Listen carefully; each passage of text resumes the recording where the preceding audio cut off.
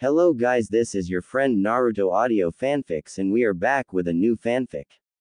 Which is what if Naruto discovered the Forbidden Earth Grudge Fear? Naruto times Anko times Hana times Kurenai Harem, Part 1.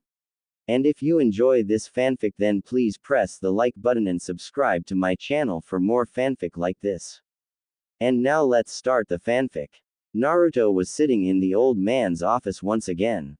He usually came here when he was bored or lonely as he didn't have any friends and some of villagers would look at his with looks that resembled fear. He didn't know why some of the villagers were scared of him. He didn't do anything scary in his opinion, and he was always polite. The people at the ramen stand were kind, and a good number of people were kind to him, but there were always that one person who looked at him like he might attack at any second. Naruto came to the old man, because he wanted someone to play with him. The other kids always played some weird games like hide and seek, duck duck goose, and a few others that Naruto thought were pointless. He just could not understand what they thought was so fun about such silly games, but then again Naruto knew he was different because all he wanted to do was learn how to be a real ninja, but all the old man would let him practice was Bukijutsu, Fuinjutsu, and the Academy Taijutsu. When Naruto got to the old man's office, he was greeted by the man's secretary. She was a kind older woman whose hair was starting to gray, but her eyes were still that sparkling green that spoke of mischief. She usually played with him when she had the time. She was one of the only people Naruto truly acted like a kid his age around, but today she had errands to run and told him the Hokage would be back in a few minutes so he should just wait in his office. Naruto was 8 years old, with shiny sun blonde hair that stuck out in every direction making his head look like the sun. He had bright crystal blue eyes that seemed to sparkle when he was excited. He was slightly tan, with 3 faint lines on each side of his face. He wore a dark blue pair of cargo pants, black ninja sandals, and a black t-shirt, which had the symbol of his clan on the back. The symbol was a circle filled in by a red swirl inside of it, which kind of reminded Naruto of the 9-tailed fox's tails he had seen in pictures. Naruto was the last known member of the illustrious Uzumaki clan, and for that he was allowed to stay in the Uzumaki clan compound. Naruto usually waited for the old man to come back, but today he was just too excited. He would be starting learning how to use jutsu and start real ninja training today, although he would be teaching himself from the scrolls in his clan compound, but still he was very excited. He came to the old man to ask for advice on what he should train in first, so he would not make a mistake, but since the old man was not around Naruto decided to take a look around. The old man's office was filled with scrolls, paperwork, and had a large desk in the center of room. On the wall were 4 faces. The one on the far right was the 4th Hokage, Minato Namikaze. Minato was famed for 4 things. The first thing was the invention of the Rasengan, the pinnacle of chakra control and shape manipulation. The second was his use of the Flying Thunder God technique, which let his travel at unheard of speeds, but was limited by the number of kunai with a special seal he invented, and where those kunai were at the time. The third thing was that he destroyed a large portion of Iwa's military force all by himself, which was probably the reason he was made Hokage over the other worthy candidates.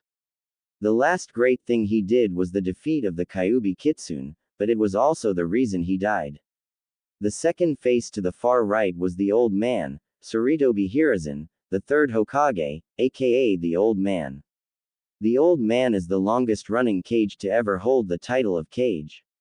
He is said to have mastered every jutsu in the village, except the ones that require a bloodline to use, or a secret technique that the clans would not let him learn. The picture next to the 3rd Hokage was the 2nd Hokage. He was the Nadaime, Tobirama Senju. He was responsible for establishing Konoha's organizational system. He established various organizations such as the Academy, the Anbu, the Chunin exams, and the Konoha military police force, which was run by the Uchiha clan.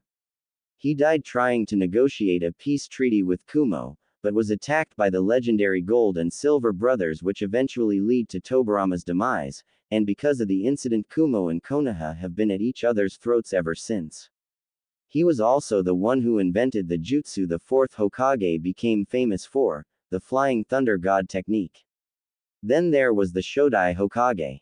He was responsible for the creation of the hidden villages, bringing together the clans, bringing a more stable peace amongst the elemental nations, and was the only man in history able to defeat all 9 of the legendary Biju.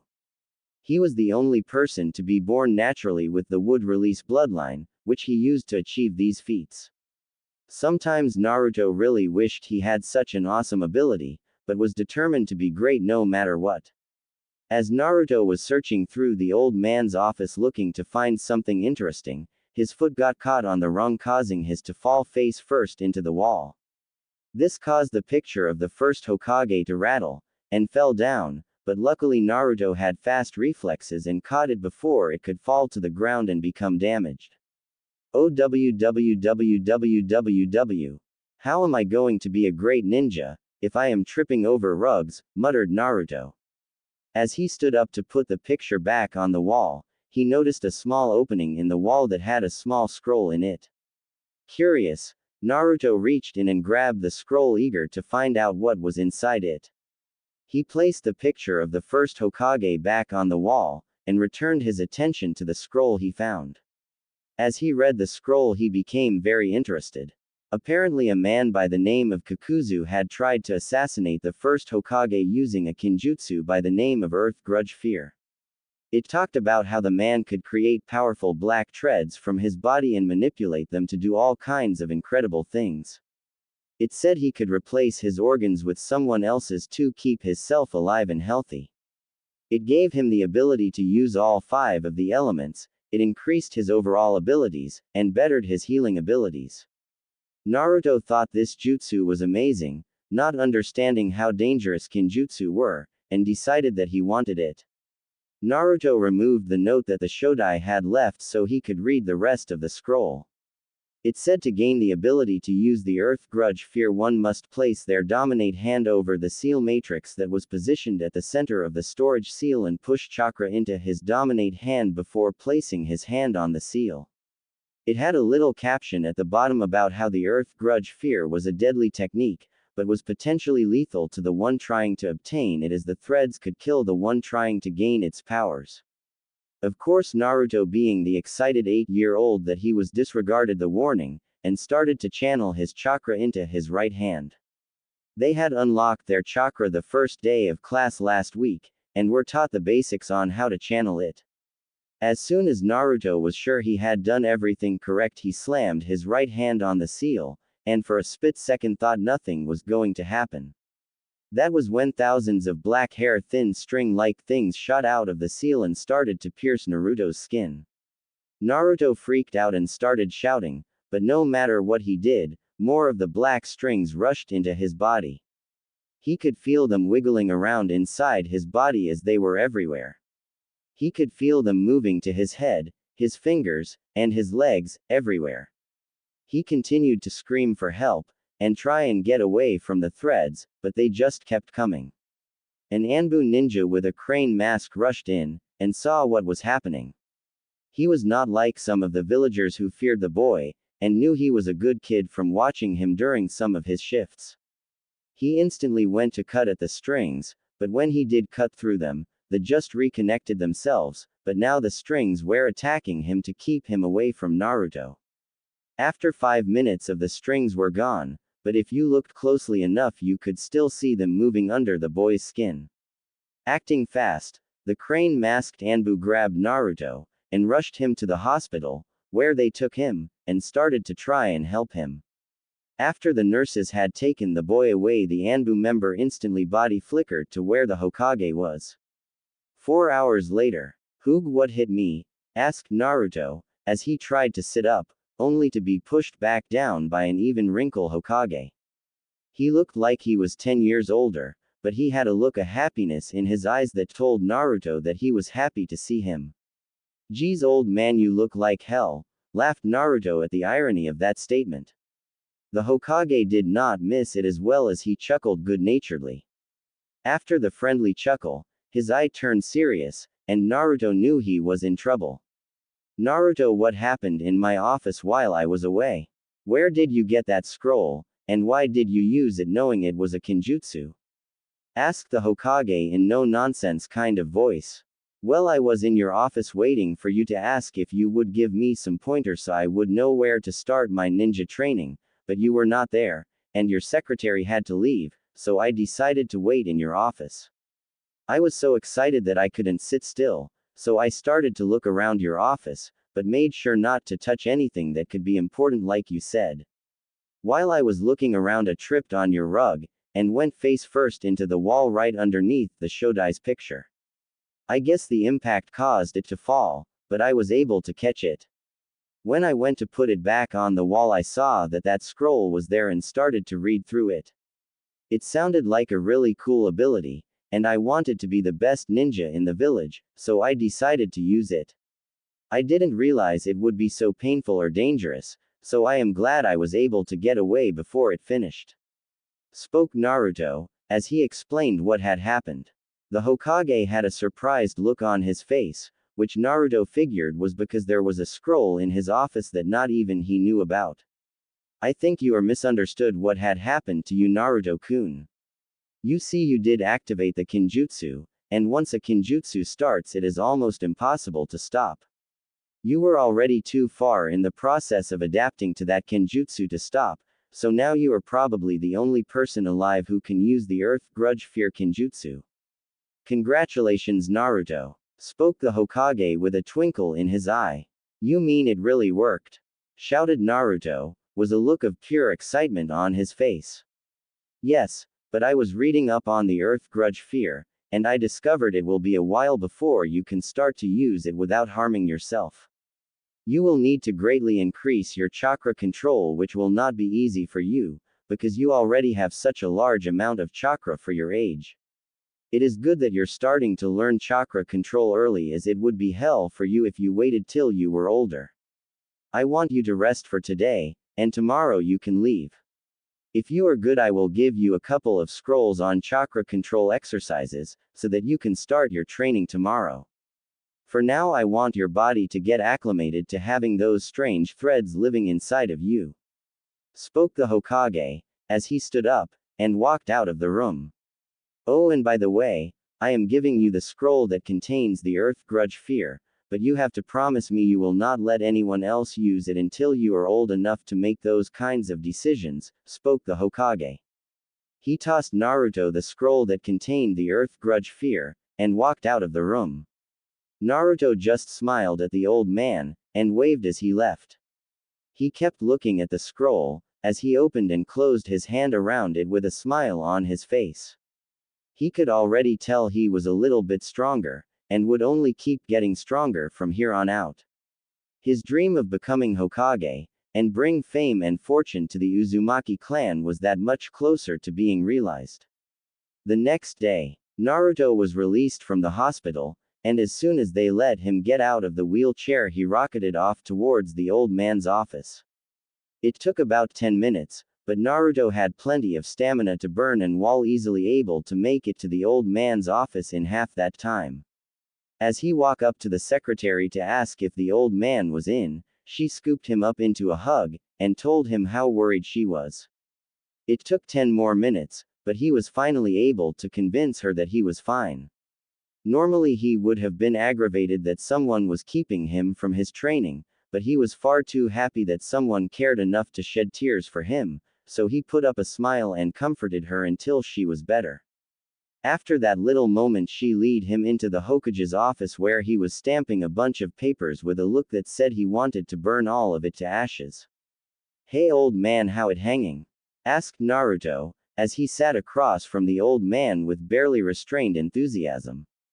The Hokage saw this, and was actually happy for a distraction from his paperwork.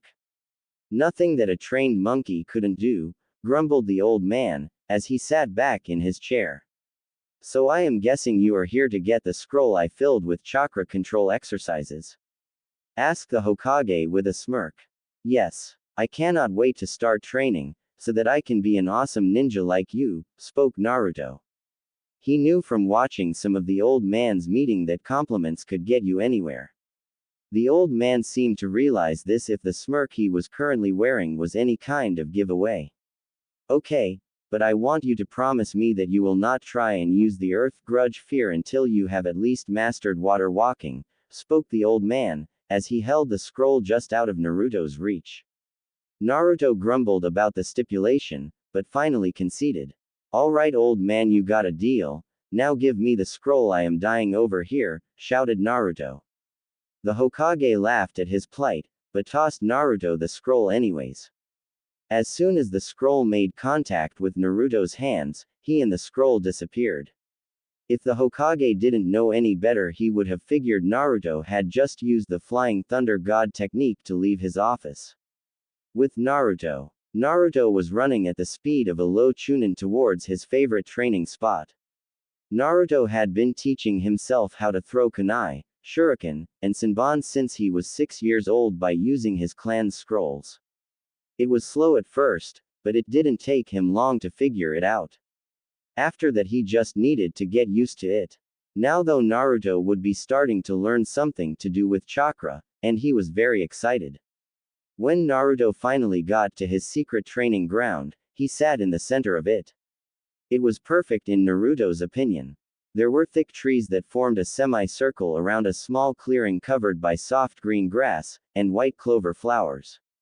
It was connected to a good-sized pond that was also surrounded by thick trees. Naruto figured he was the only person who knew of this place, and he was plenty fine with that. He opened up the scroll the old man gave him and began to read. There were a couple of chakra control techniques. There was how to activate your chakra, then the leaf balancing exercise, followed by tree walking, which was the exercise before water walking, and finally kunai spinning, before you get into some seriously crazy stuff. Naruto rolled up the scroll and placed it on the ground beside a tree. He hadn't mastered the leaf floating exercise at school yet, which aggravated him because he really wanted to learn how to walk up trees, but the old man's lessons rang in his head about how the basics were very important, and that if you skip steps it is bound to haunt you in the future. With those things in mind, he reluctantly decided to master the leaf balancing exercise first. He picked up a leaf that had recently fallen, and placed it on his head while using his chakra to make it stick. Naruto was told that the longer he could hold it there the better, and after the 10-minute marker you were considered adequate at it. Naruto wanted to be the best, so he figured he would need great chakra control. His mission was to be able to keep the leaf on his head for at least 1 whole hour. For the next 2 weeks Naruto practiced the leaf balancing exercise constantly. He would run for an hour a day, do some light exercises, read about some basic seals at his compound for a while, and followed by an hour of bukijutsu weapon techniques practice. Naruto made sure his skills with the kunai, shuriken, senbon, and the katana did not get rusty as he practiced mastering his chakra control. After Naruto was successfully able to keep the leaf connected to his head for a solid hour, he moved on to the next technique, tree walking.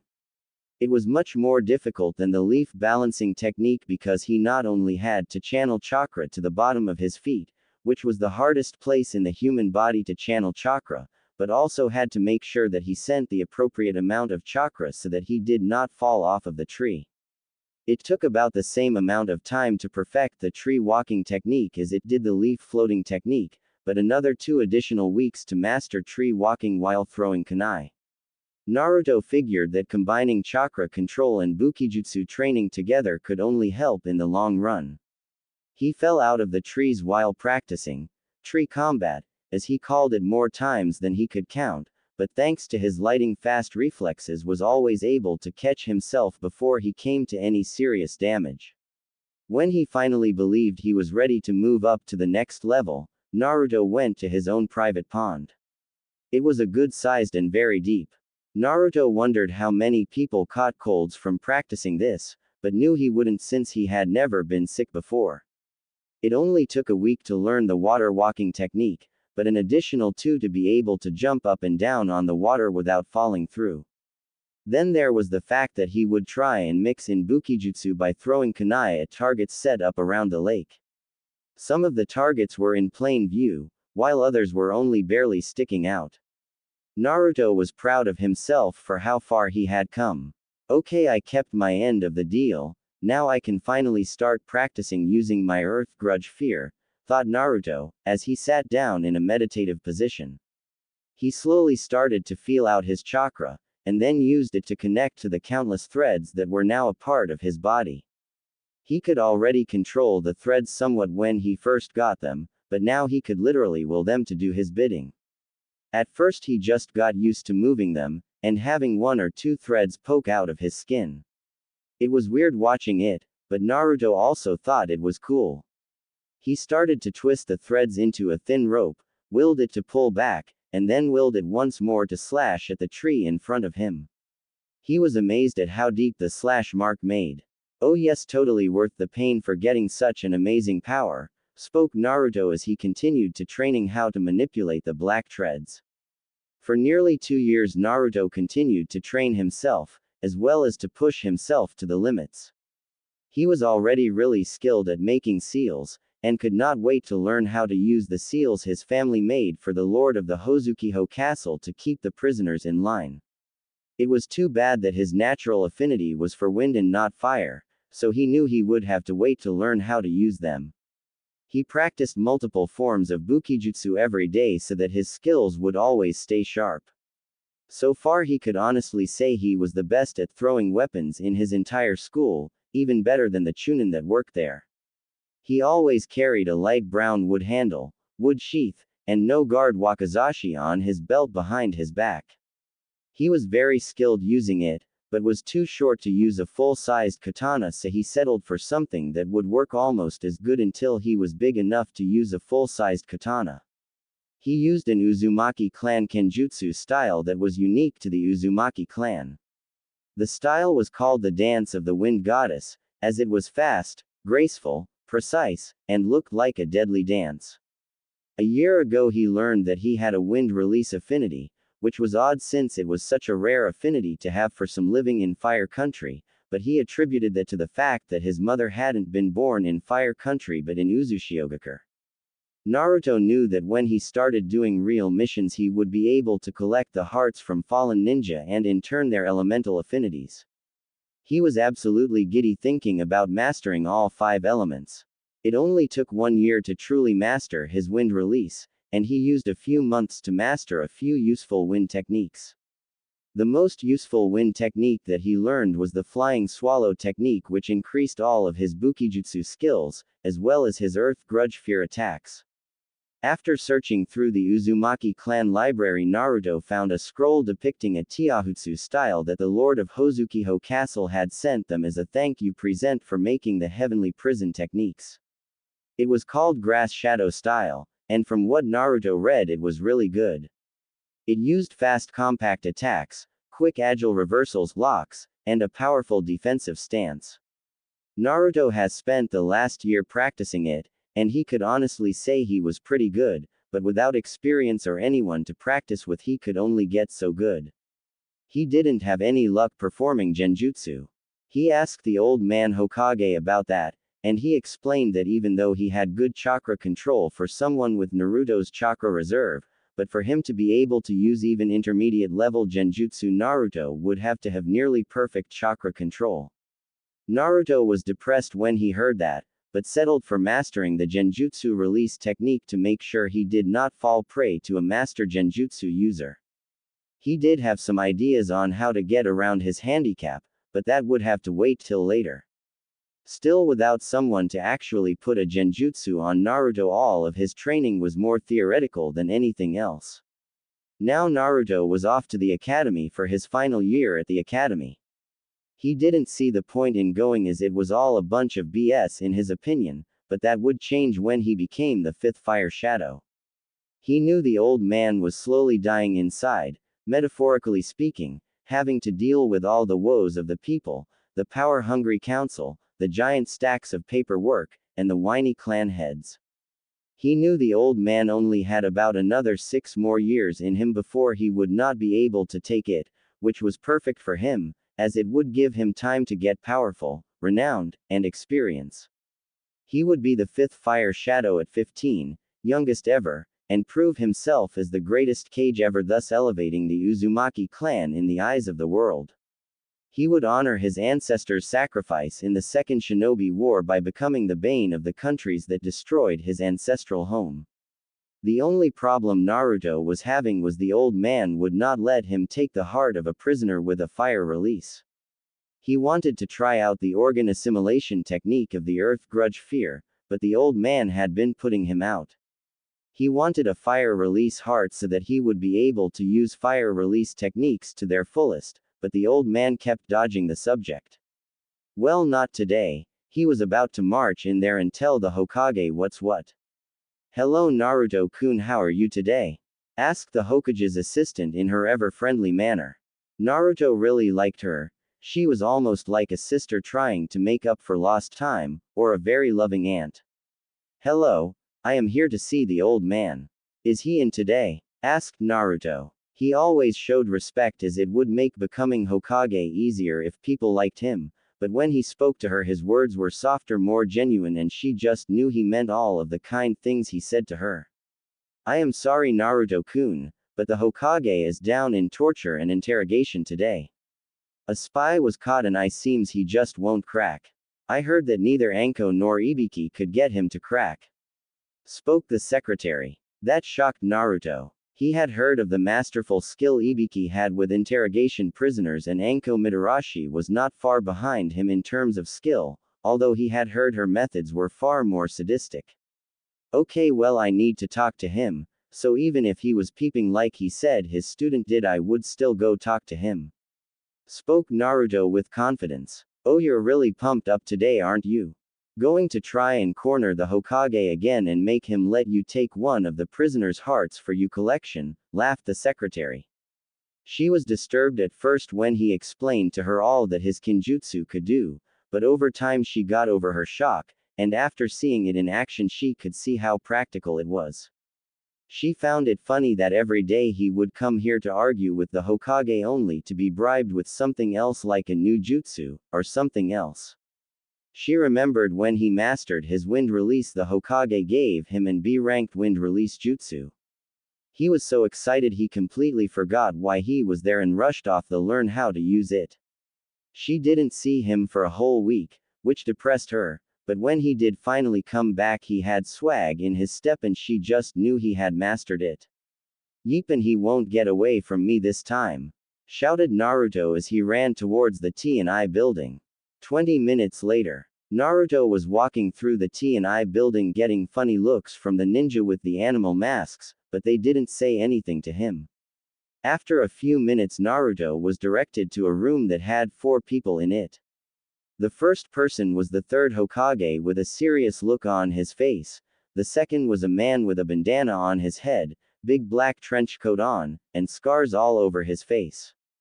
The third person in the room was an attractive woman with a mesh bodysuit on, thick gray trench coat, and orange skirt, with combat boots on. She had a pineapple-shaped hairstyle and the color of her hair was a bright purple color.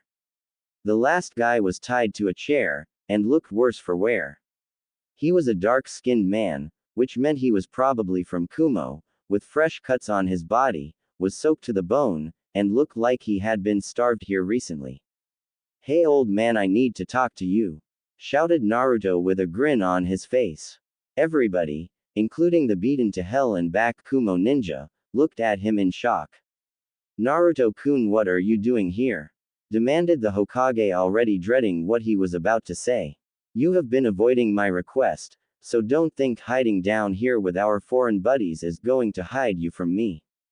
As you know, I am a natural-born tracker, grinned Naruto. Naruto, please let's not do this now, spoke the Hokage looking like he was hoping to avoid this conversation. Nope.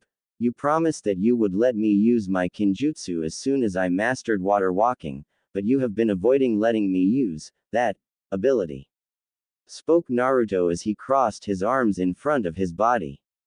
Sai, okay Naruto, you can use it on this guy just as soon as we get all the information out of him as we can. Spoke the Hokage with a tired look on his face. Is that all? Why didn't you say so? I'll have this idiot singing in no time.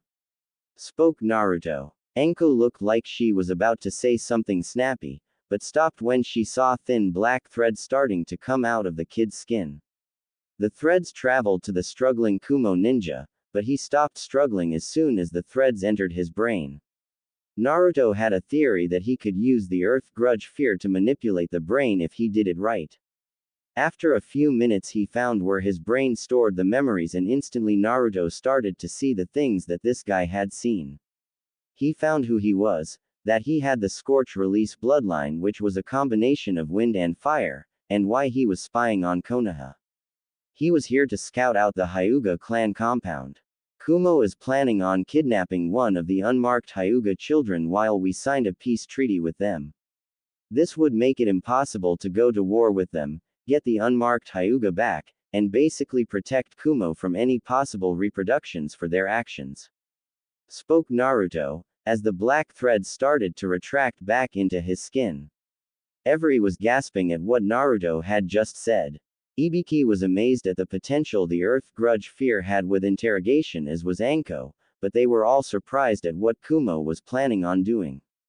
Before anyone could react, Naruto shot out many of the dark threads that inhabited his body into the Kumo ninja's chest, and then using the strings removed the man's heart. He used the black threads to open a hole in his chest to allow the new heart to enter, and used those same black threads to stitch himself back up. Thanks to his healing capabilities, Naruto healed without even the faintest of scars. Looking back at the adults who had looks of shock on their faces, Naruto said, "Well, I got what I wanted, so I will catch you later, old man, scar face, pineapple head." After saying his goodbyes, Naruto ran off to test out his now natural fire release affinity. "Well, that was surprising," spoke Ibiki, as he watched the kid run away with a smile on his face like he just won the lottery. "Very," spoke the Hokage, as he walked off contemplating how he was going to make sure Kumo didn't get an unmarked Hyuga child. "I think I am in love," spoke a very stunned Anko, which promptly made the Hokage and Ibiki do a double take. "Oh, poor Naruto-kun, Gaki. You have a very deadly snake after you, so you better watch out," thought Ibiki and the Hokage, as they felt sorry for the young blonde. When Naruto finally made it back to his secret training ground, he started thinking about the Kumo ninja he had killed. It was his first kill, and although he put on a tough face to make sure the Hokage did not use it as an excuse for Naruto not use his kinjutsu, he was still in shock. He was barely able to keep a straight face while leaving, but he was not able to hear as he was replaying everything in his repeatedly. Naruto quickly shook his head to remove the depressing thought that were starting to plague his mind. "Get a hold of yourself, Naruto. The man was trying to kidnap a child to use as a breeding factory. He deserved to die, and I refuse to feel bad about killing him," spoke Naruto as he started doing his before training stretches. After he was done, he stood up and started thinking about everything that the Kumo ninja had known. He knew how to use wind and fire release and their elemental training, so furthering learning fire release should not take nearly as long as mastering wind release, since I already have experience mastering fire release thanks to the memories of that Kumo nin. He knew a great Kumo kenjutsu style which I should probably learn as it would help my kenjutsu, and he knew an interesting Kumo Tiahutsu style which I should learn. He had no skill in Fuinjutsu, which is not surprising, but he did know a little genjutsu and some interesting stealth skills that I should practice. The two things that interest me the most are the kenjutsu that he knew and his scorch release. I wonder if I would be able to use the scorch release bloodline now that I have his heart. I need to learn the shadow clone technique as it will greatly increase my training, but using them will be difficult. I can't have them doing a whole bunch of tasks, or else all the information they send back will be all muddled and I won't learn a thing. I will still need to train physically as the clones don't seem to be able to help me in that field. Okay, first master the shadow clone jutsu, and then master the rest, spoke Naruto as he started to practice the shadow clone just you. It was not very hard, which confused Naruto, but apparently it did not require almost any chakra control, just lots of chakra. Mass Shadow Clone Jutsu, shouted Naruto as he placed his finger in a cross sign that was used for making the shadow clones. It was an odd sign since it was not one of the 12 standard hand seals. After Naruto used the shadow clone, just 200 clones popped into existence that looked exactly like Naruto. They just looked at him like they were expecting him to tell them what to do. Naruto was thankful for that, as he didn't want them all to be asking questions and causing discord while he tried to use them to train. "Hey just shut up," shouted Naruto as he looked out at the sea of clones. He felt kind of stupid shouting at himself this way, but it seemed to be the only way to communicate with them. "What do you want, boss?" shouted one of them as they looked at Naruto with unblinking eyes. It kind of creeped Naruto out, but he kept his mouth shut, not wanting them to riot or something. "We need training, and this is the best way I know of," spoke Naruto as he scratched the back of his head. Maybe he made too many of them. He certainly didn't want brain damage from the backlash of too many memories entering him brain too quickly. "So what do you want us to do?" shouted another clone. Naruto scratched his chin and thought for a bit. He could always just have them practice a skill he had already worked on, such as kenjutsu or something, but right now he wanted to try something new. "We are going to start learning fire release. We absorbed that Kumo ninja's heart and he had a fire and wind affinity.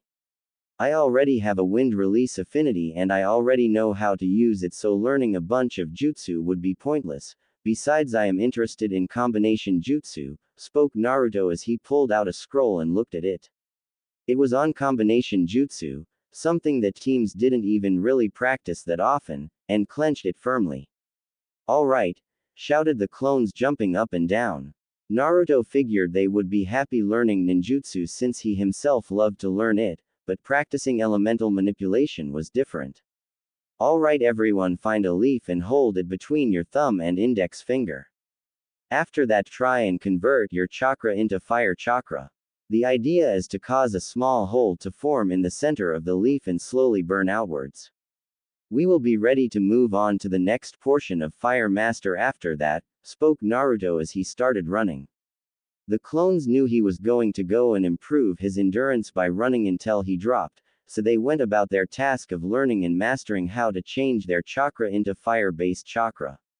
It wasn't as easy as they had first assumed it would be. More than half of them cut the leaves that they were holding in half by accidentally converting their chakra into wind chakra. Even after they stopped doing that, progress was slow.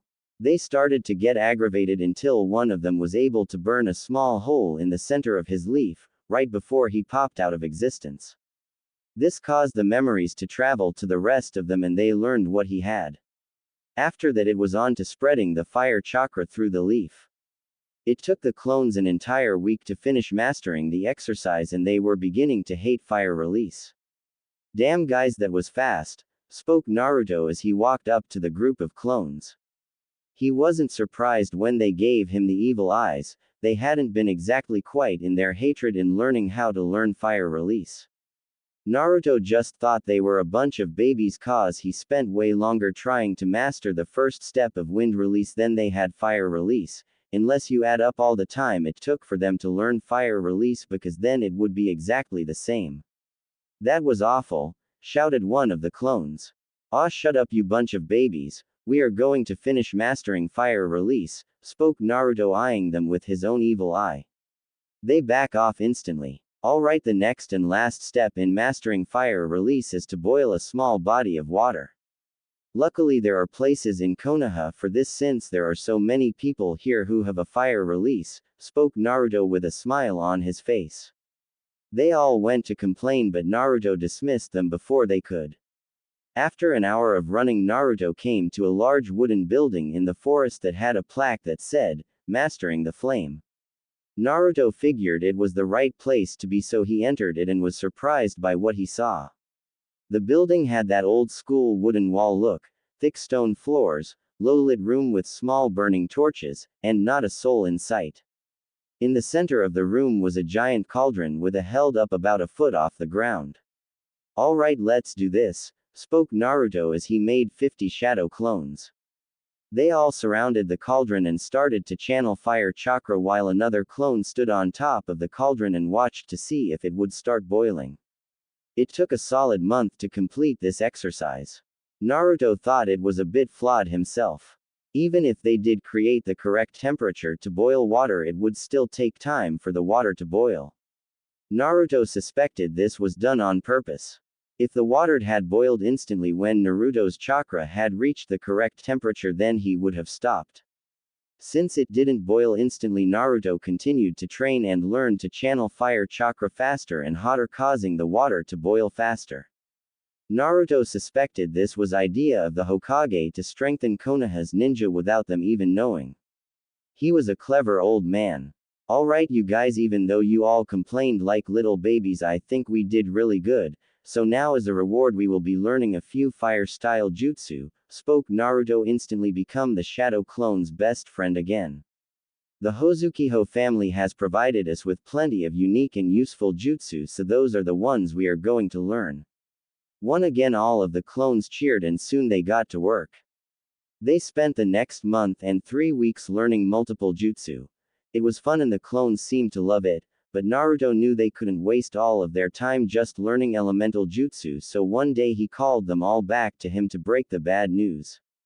Alright guys, it was fun and all, but it is about time we get back to learning something else, spoke Naruto right before the groans started to pop up.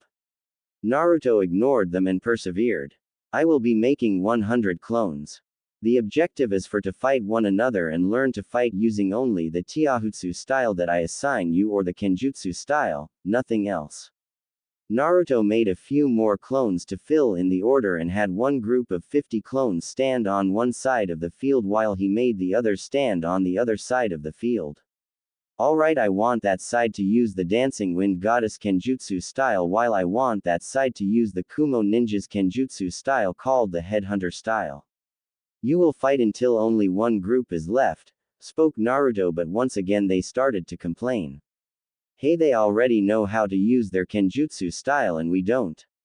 Why don't we get to train before doing this crap? Shouted one of the clones on the Kumo Ninjas style side. Naruto could only sigh and rub his head. They may have more practice with their style, but you guys have years of experience using yours.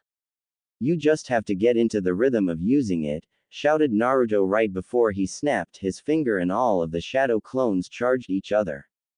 It greatly helped Naruto's headache seeing the pain in the clones killing one another. The first group didn't learn much at all, other than everything was a blade-filled chaos, but the second group had the memories of the first and were more experienced fighting in large-scale battles. That didn't mean they did much better though. The first group dominated the second with all the practice they had at using their style, but slowly the second group got more used to fighting with that particular style. After about a month, Naruto figured he was used to using both styles for the clones to quit killing themselves. Ah, thank goodness, shouted one clone as he fell to his knees with tears rolling down his face. What are you so happy about? The only thing that is going to change is now you're going to use Taijutsu instead of Kenjutsu, spoke Naruto with a grin. These clones had been far too much of a pain in the end, he wasn't ready for the suffering to end. No, shouted one of the clones right before another killed him with the grass shadow style emit destroy palm technique. Naruto could only smile and nod his head to the clone that had done it. That lasted a good 2 months straight.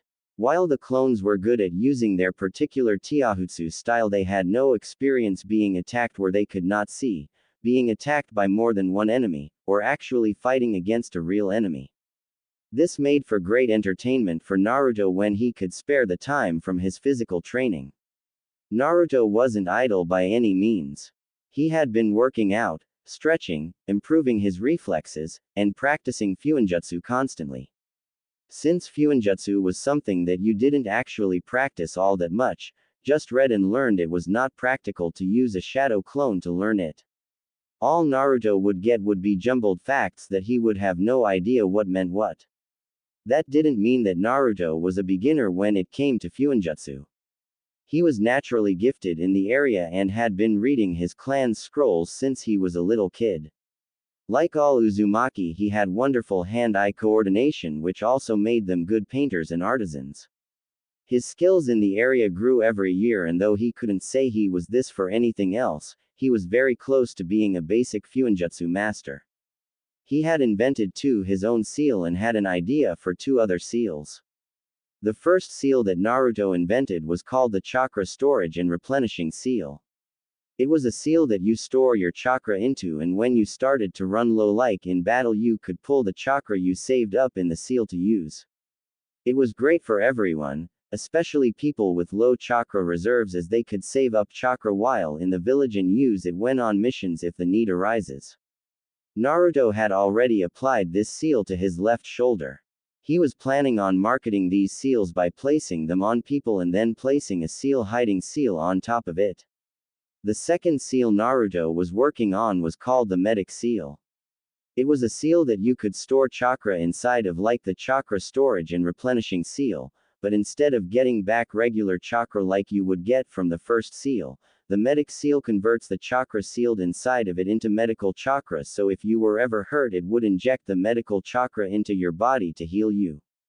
It was still a work in progress, as it would not save you from fatal injuries, but it will most defiantly slow down how fast you die, giving the bearer a chance to find a medic nin that could save you.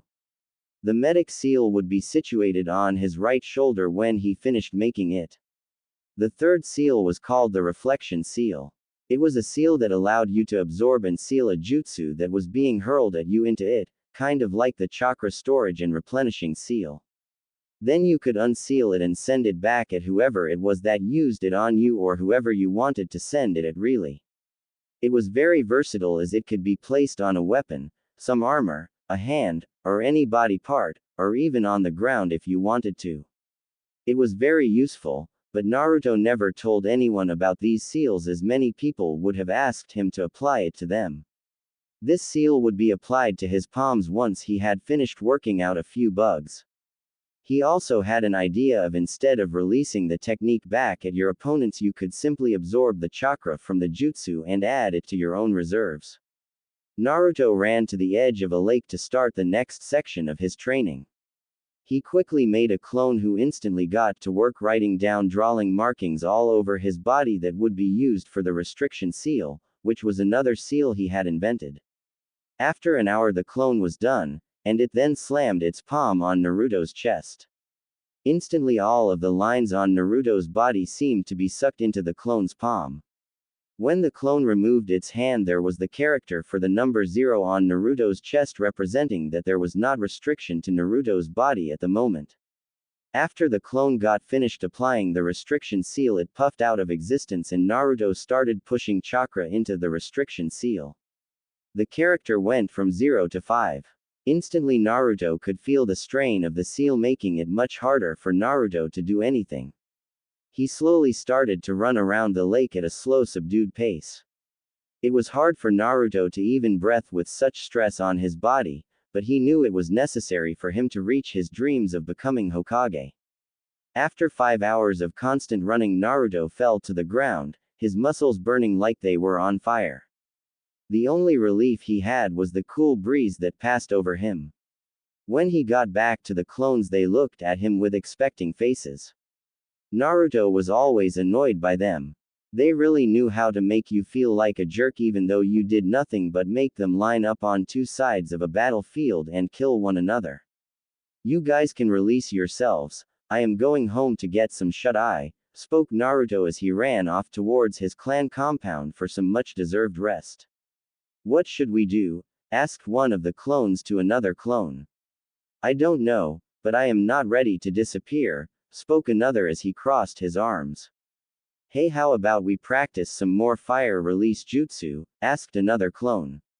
Instantly the clones went wild. The next day, when Naruto ran off towards his personal training ground, he felt something weird, like something amazing was going to happen today. He wasn't disappointed when he landed in front of a large group of his clones that looked beaten up and tired, but still existed.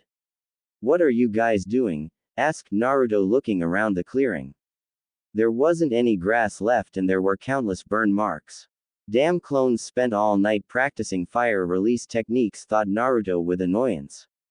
Watch this, boss, shouted the clone as he started going through hand seals. When he was done, he called out scorch release, incinerating flare technique, shouted the clone. Instantly a giant ball of fire formed over the clone's head and it looked like a miniature sun. Naruto instantly knew that the clone used the bloodline of that Kumo nin, but was still amazed that it could do something like that. Wow, that is amazing. What else did you guys learn? Asked Naruto as he slowly walked towards where his clones were training. The clones all grinned and Naruto got a bad feeling. Instantly all of them puffed out of existence and Naruto got the worst migraine he had ever had in his life. The last memory he saw was of a clone saying, "You so deserved that." Naruto was so pissed, but there wasn't much he could do. After that day, Naruto practiced mostly chakra control using his clones, and he himself would practice one of these, Fuinjutsu, the Earth Grudge Fear, are his physical capabilities. He didn't like it, but he also learned some basic medical ninjutsu. Nothing serious, just enough in Naruto's opinion, since the Hokage said you needed to know what you were talking about when you were Hokage. The interesting thing that happened to Naruto was when he was all alone in his secret training ground. He had just released his clones and was continuing his physical training when a giant snake came crashing out of the forest of death. Naruto quickly created 20 shadow clones, and had them surround the snake. When the snake was confused, Naruto went through a few hand seals and shouted out scorch release, incinerating flare technique. When the giant sun-like fireball formed overhead, Naruto threw it at the snake. The snake didn't have a chance in hell, and when the technique went off, it incinerated everything for a good 100 feet in every direction. Naruto was going to have to make a note to self to be more controlled when using that technique. That was when that purple-haired woman jumped out of the tree line and looked at him with surprise. "Damn, Gaki, you say hello just like I do," spoke Anko as she grinned at him. She was surprised when he didn't check her out like all the men did, but chalked it up to him being too young to truly understand what she was packing was. "So that was your snake summons," spoke Naruto.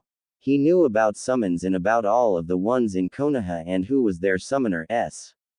The old man had the monkey summoning contract, the weird green spandex man had the tortoises, Tsunade Senju had the slugs, although she was not in the village at the moment. Orochimaru and Anko had the snake contract, but Orochimaru was a rogue nin now, and Jiraiya the toad Sanin had the toad summoning contract. That must make her Anko. I think I have met her somewhere, thought Naruto.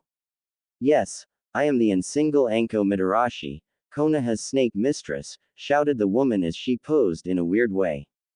Naruto was starting to think all ninja were cracked in the head after being around ninja-like spandex man, the perverted old cage, and after hearing about all three of the Sanin's problems. "If you're so, then why are you single? Or is it that you only think you're?" asked Naruto with a smirk on his face.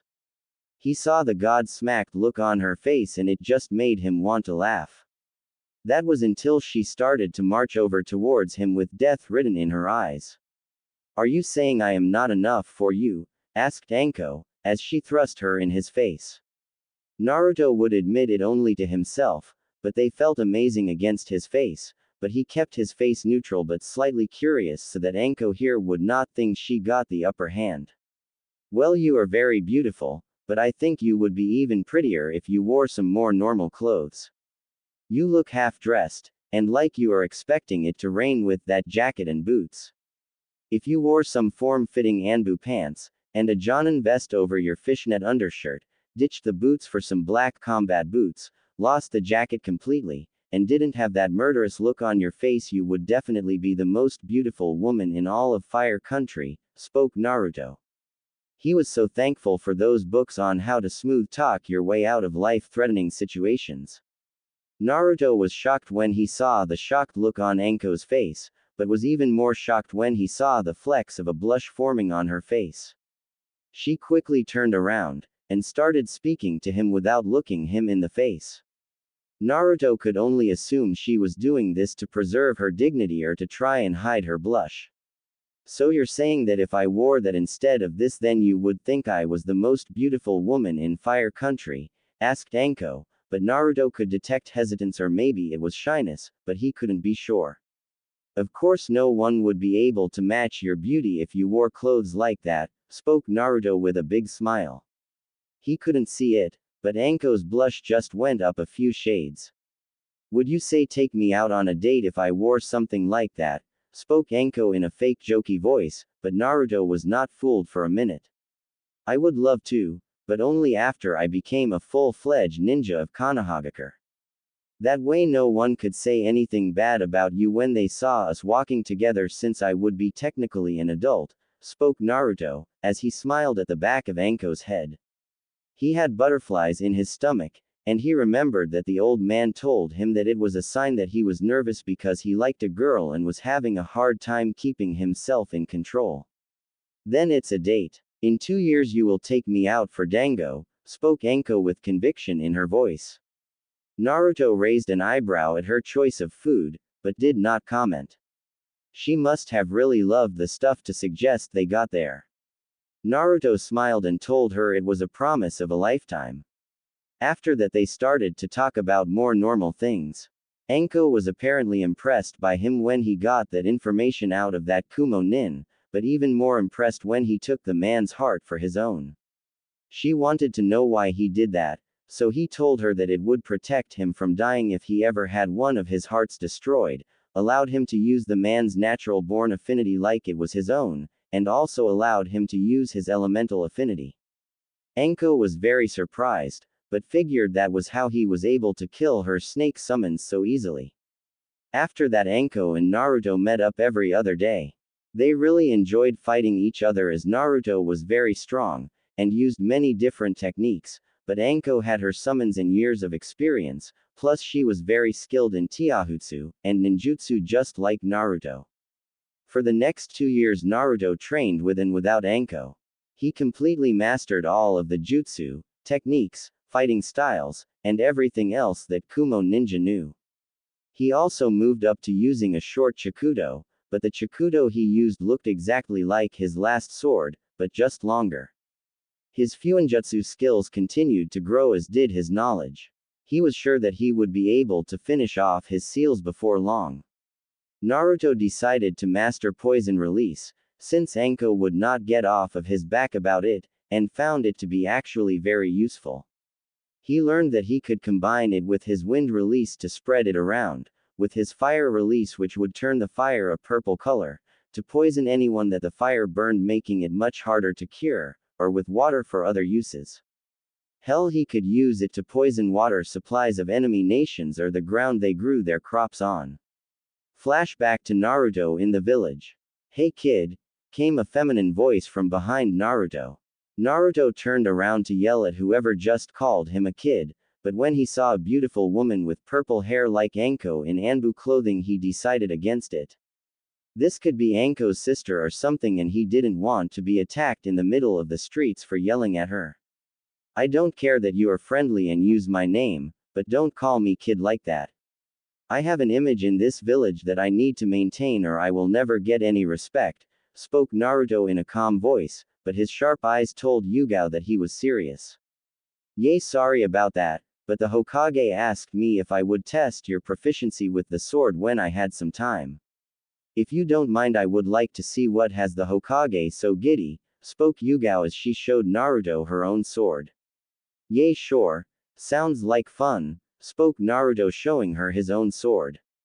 Flashback ending. After that day Naruto and Yugao became close friends. She helped him improve his skills with the sword that she said were prodigious like his skills with fuinjutsu. Naruto thought she was a lot of fun and missed her and their training when she had to go on long missions outside of the village. Naruto was able to keep his own with Anko in a pure Taijutsu fight now, and that was saying something because the woman was fast, extremely flexible, had amazing reflexes, and all of that combined with her Taijutsu style made it nearly impossible to hit her most of the time. Naruto was able to learn some basic genjutsu, but other than that he was still hopeless at it. Naruto now wore black Anbu pants that had many pockets, a forest green t-shirt with the Uzumaki swirl on the back, but now it was a silver color.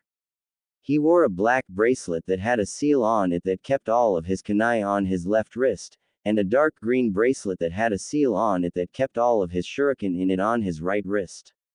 Around his neck was a black necklace with a silver snake with green eyes. It was a gift from Anko, and she told him it meant a lot to her, so if he ever lost it, or it became damaged, she would feed him to her snake summons. Naruto's blonde hair was framed up just like the Yodaime Hokage's, but unlike the Yodaime he had 3 little whisker markings on each side of his face, that Anko said gave him a feral look that many women found hot. Now you can see our blonde hero on his way to his last official day as a student, because after today Naruto knew he would be a genin. He would finally be an official ninja of Konohagakure, and that meant he was one step closer to achieving his dream. When Naruto walked into his classroom he wished he could say he wasn't disappointed, but he was. The only kids that would become ninja were the future clan heads, but even they were not some kind of beacons of hope for the village, that was for sure. Shikamaru Nara, future clan head of the Nara clan, was sleeping like he didn't have a worry in the world. His best friend Choji Akamichi, future clan head of the Akamichi clan, was eating like some kind of human vacuum cleaner, and their only female friend Ino Yamanaka, future clan heiress of the Yamanaka clan, although Naruto did not doubt her father would disown her before allowing her to run their clan into the ground, was fawning over the last emo like he was God's gift to mankind. The last emo was Sasuke Uchiha, the future clan head of the Uchiha clan, and the sole survivor of the Uchiha massacre that his brother committed. It left the boy mentally scared, but nobody seemed to notice, or even try and get the boy to get some help. They just ignored it because their precious Uchiha could do no wrong apparently.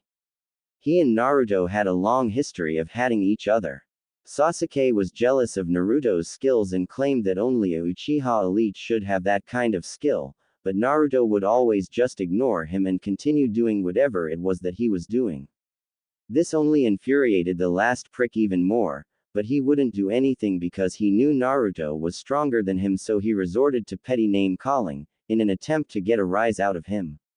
Then there was Hinata Hyuga, heiress of the Hyuga clan, although Naruto heard from the grapevine that they were planning on giving that title to her little sister and branding her with the cage bird seal, something Naruto was going to get rid of the moment he became Hokage. She was overly shy, and a very good person, but she had been dished out a tough hand when she was born into the Hard clan. Back down the rows was Shino Aburame, the clan heir to the Aburame clan, and a generally quiet guy. Naruto knew he was constantly examining everything and storing it away for future use. Naruto could respect the boy for his dedication to being a shinobi, but one should not have to resort to stripping all or even almost all of their emotions to be a skilled shinobi. In the front of the room was Kiba Inazaka, future clan head of the Inazaka clan, although Naruto thought that his sister deserved it way more than the annoying brat did. Kiba was always going on about being an alpha male, and exerting his dominance. This was probably why he did not like Naruto, because Naruto was stronger and smarter than him at everything. It made Kiba feel threatened, and that caused him to lash out at Naruto. Naruto for his part just ignored Kiba, but if he really got on his nerve he would shoot him and Sasuke a small dose of his killing intent to shut them up. The only people that had a chance of passing was Sai and Sakura. Sai was like a robot, and used ink past ninjutsu that he made by drawing on a notepad with an ink brush. He was pretty skilled, and smart too, but he was very rigged and only knew so much in only certain fields. He was good, but he was seriously lacking in a lot of areas, and his robot personality made it difficult for others to be around him.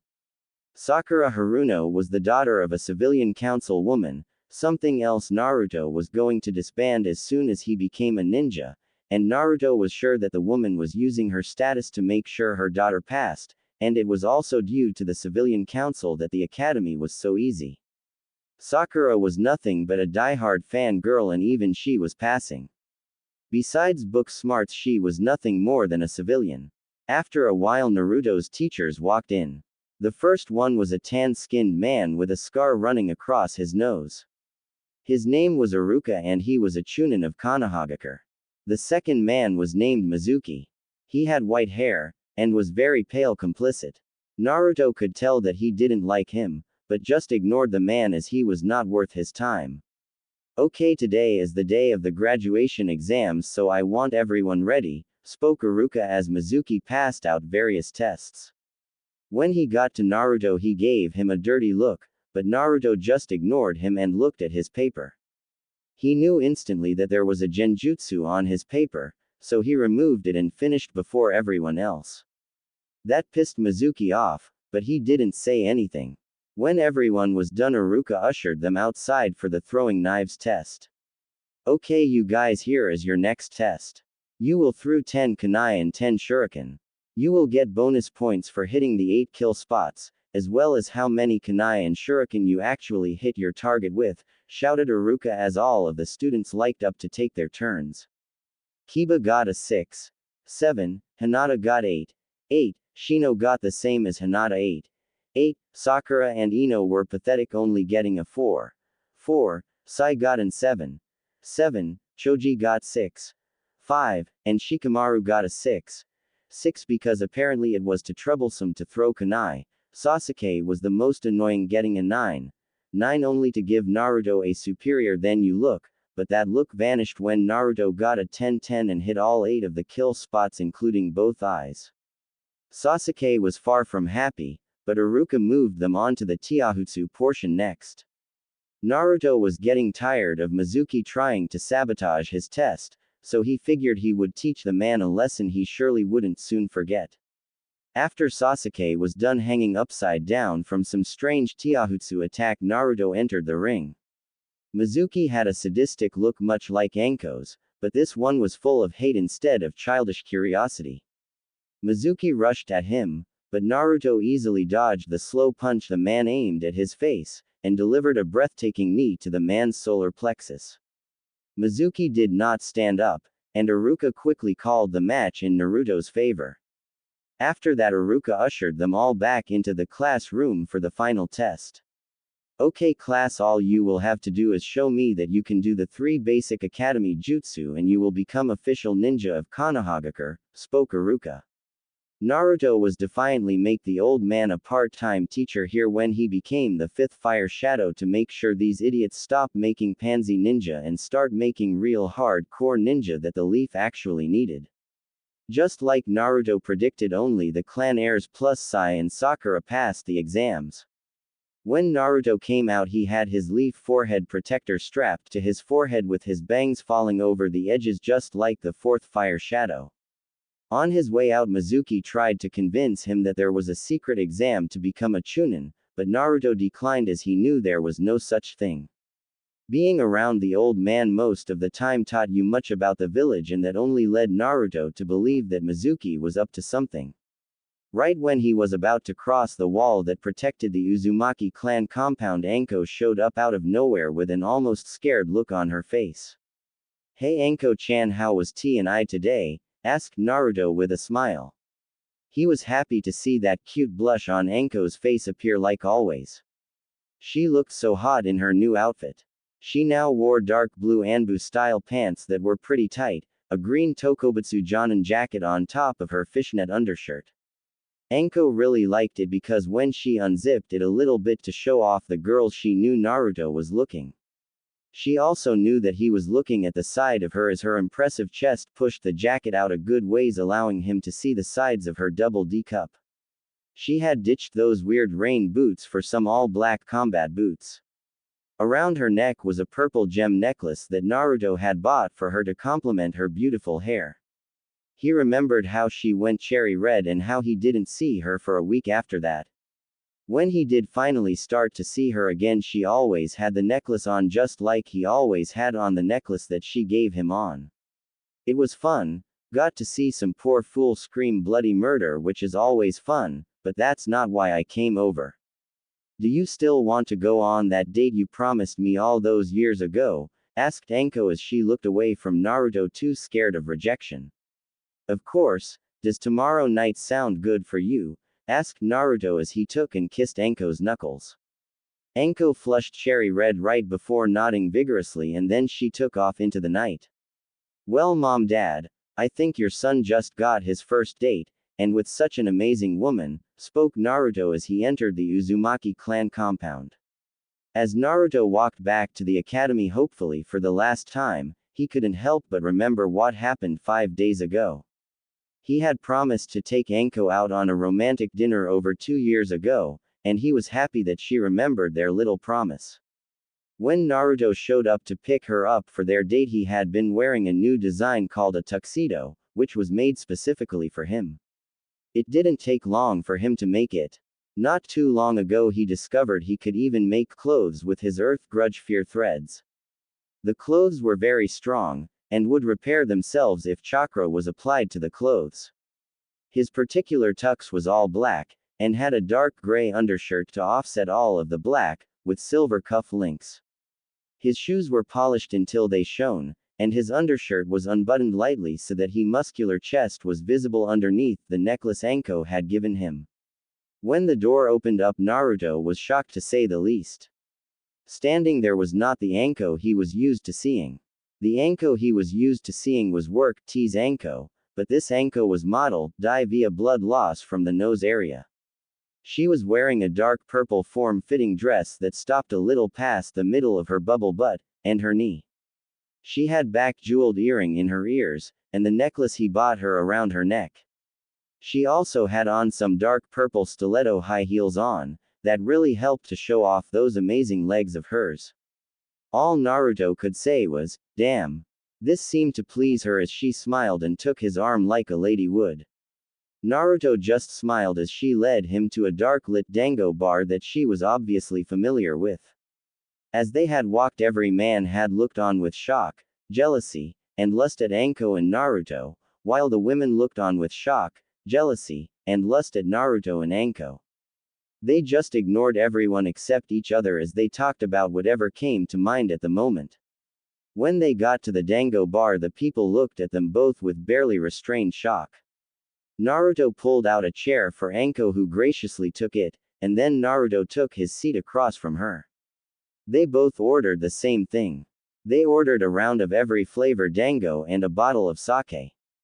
They toasted to Naruto's graduation, but Naruto could tell there was something about the way she said graduation that was iffy, but forgot about it as the night rolled on. Naruto took Anko to a beautiful lake with swan flying around. It truly made the night magical. When Naruto walked Anko up to her front door, he was surprised when she pulled him in and gave him a deep kiss. It was very nice, and Naruto quickly got over his shock and kissed Anko back. After a while they broke up and went their separate ways. Neither Naruto nor Anko could get much sleep that night because neither of them could stop thinking about that magical night and the amazing kiss at the end. By the end of the week, everyone knew that Naruto and Anko were an item. When Naruto walked into the classroom, everyone gave him a weird stare. He could only assume it was because of the rumors about him and Anko. Naruto just shrugged his shoulders and sat down in his own seat. Eventually the student senseis started to show up, but none of them were anything special except a certain few. The first one to interest Naruto was a man with short black hair, tan skin, wearing the standard Jonin attire, wearing a sash with the character for fire on it, and was smoking a cigarette. Naruto instantly knew that this was the old man's wayward son Asuma. Apparently the old man and Asuma had a falling out, so Asuma joined the 12 Guardians, the Fire Lord's personal bodyguards. Apparently he was back, and as a Jonin sensei no less. Whoever got him as a sensei would be very lucky. Apparently Naruto wasn't lucky enough because Asuma called out Shikamaru, Ino, and Choji's names. Naruto could only figure Asuma wanted to train the next generation of the Ino Shikacho. The second person to interest Naruto was a woman with wine-red eyes who was wearing what looked like bandages all over her body. She was Kurenai Yuhi, the Genjutsu mistress of the leaf, but Naruto only knew her because Anko had introduced him to her a few months ago. She seemed like a nice enough person, but Naruto hoped he wasn't on her team as he sucked at casting Genjutsu completely. He could break out of just about any genjutsu, but creating one is completely lost to him, so. He was relieved when she called for Hinata, Shino, and Kiba, but was slightly skeptical of the choices. Kurenai specialized in genjutsu and not really anything else. She must have been banking on their clans to teach them everything they would need to know for offense while she taught the teamwork and life experience type things. In Naruto's opinion, it was not a good match, but he would have to hold his tongue for a little bit longer if he wanted to change anything. After Kurenai left, a man with brown hair and black eyes walked in. Naruto had never seen this man before, but could sense that he had felt his chakra, so Naruto figured the man was an ex-Anbu ninja of some kind, probably worked in the old man's office more than likely. Naruto was relatively shocked when he looked at him and made a "follow me" sign. Naruto instantly got up and followed the man out of the room. After a while of walking, they were on the roof before the man stopped and turned around to look at Naruto. "My name is Yamato, and I will be your Jonin instructor from now on," spoke the man. He saw Naruto looking at him funny but was not sure what he was trying to see. "Why am I the only one you took with you? Aren't there supposed to be 3 genin per team?" asked Naruto. He didn't know this ninja, so he didn't really see any real reason besides his perfect academy record as to why he would want him as an apprentice, which is what Naruto figured this was. "I will be your mentor from this day forward, and you shall be my apprentice. The Hokage asked me to be your Jonin sensei as he believes I will be able to help you learn and master many things you don't already know, and help you learn how to use any new elemental bloodline limits you might ascertain," spoke the man. He didn't really have a facial expression, and Naruto just figured the man had probably been in the Anbu for far too long and had probably dedicated his entire life to his work. Some people just don't know how to relax, but then again some people relax far too much. "So the old man told you about that, huh? Well, if you could teach me how to use a bloodline limit, then you must have some kind of previous knowledge of using them. I can only guess you have an elemental bloodline limit that nobody knows about, but my only question is why don't they? With Konoha's rumor factory, anyone and everyone who had a bloodline to a freckle has at least 10 rumors about them, so how were you able to get around without anyone knowing?" spoke Naruto. He was pleased to see that stone-hard face turn into something that resembled shock before he fixed it. "I was an experiment, the last one before he left the village, which left me with a power he greatly wanted. He was experimenting with the cells of the first fire shadow," spoke the man with venom in his voice. Naruto has a small look of shock about him, but quickly schooled his features, much to the approval of his sensei, and started to think a mile a minute. "So you can use the Shodai Hokage's Mokuten bloodline limit," whispered Naruto with awe. Already he was coming up with plans on how to get the man's heart without getting in trouble. If the man was even close to as strong as Naruto thought he was, he would have to kill him quickly while he was unaware. "Yes and no. I can use it, but nowhere near what the Shodai was said to be able to do. I can use it like a normal bloodline, but not the godly extent that the first was said to be able to do," spoke Yamato. He was examining Naruto's facial features, and was pleased to see that the boy already had great skills in hiding his emotions. "The Hokage is banking a lot on you taking that hat from him soon, boy, so I can only hope that don't disappoint him. He really wants to retire. And if even one rumor about your skill and strength are true, then you have what it takes to be the next Hokage," thought Yamato. I bet that is disappointing, isn't it? But I would just be happy to be able to do it at all, as it is the bloodline everyone wants, except the people of this village who can only think about the Uchiha, and their thieving ways," spoke Naruto with venom in his voice. He really didn't like Sasuke or the Uchiha, as they were the ones that would mainly give him dirty looks, and they would even sometimes detain him in the Uchiha police station. The last time that it happened, the Hokage blew up on the deceased clan head, and from then on the Uchiha ignored him completely. It was kind of a release, honestly, but being ignored was probably even worse than being hated. "I don't feel disappointed as I has trained very hard, but enough of that. Meet me in training ground 10 in 10 minutes. If you're late you won't pass, spoke the man before he used the body flicker technique to flick away. So there was another test. I knew I saw some kind of worry in Anko-chan's eyes when I talked about being a genin. I will just have to make sure I pass, so Anko-chan won't have to worry, thought Naruto as he hailed-assed it to training ground 10.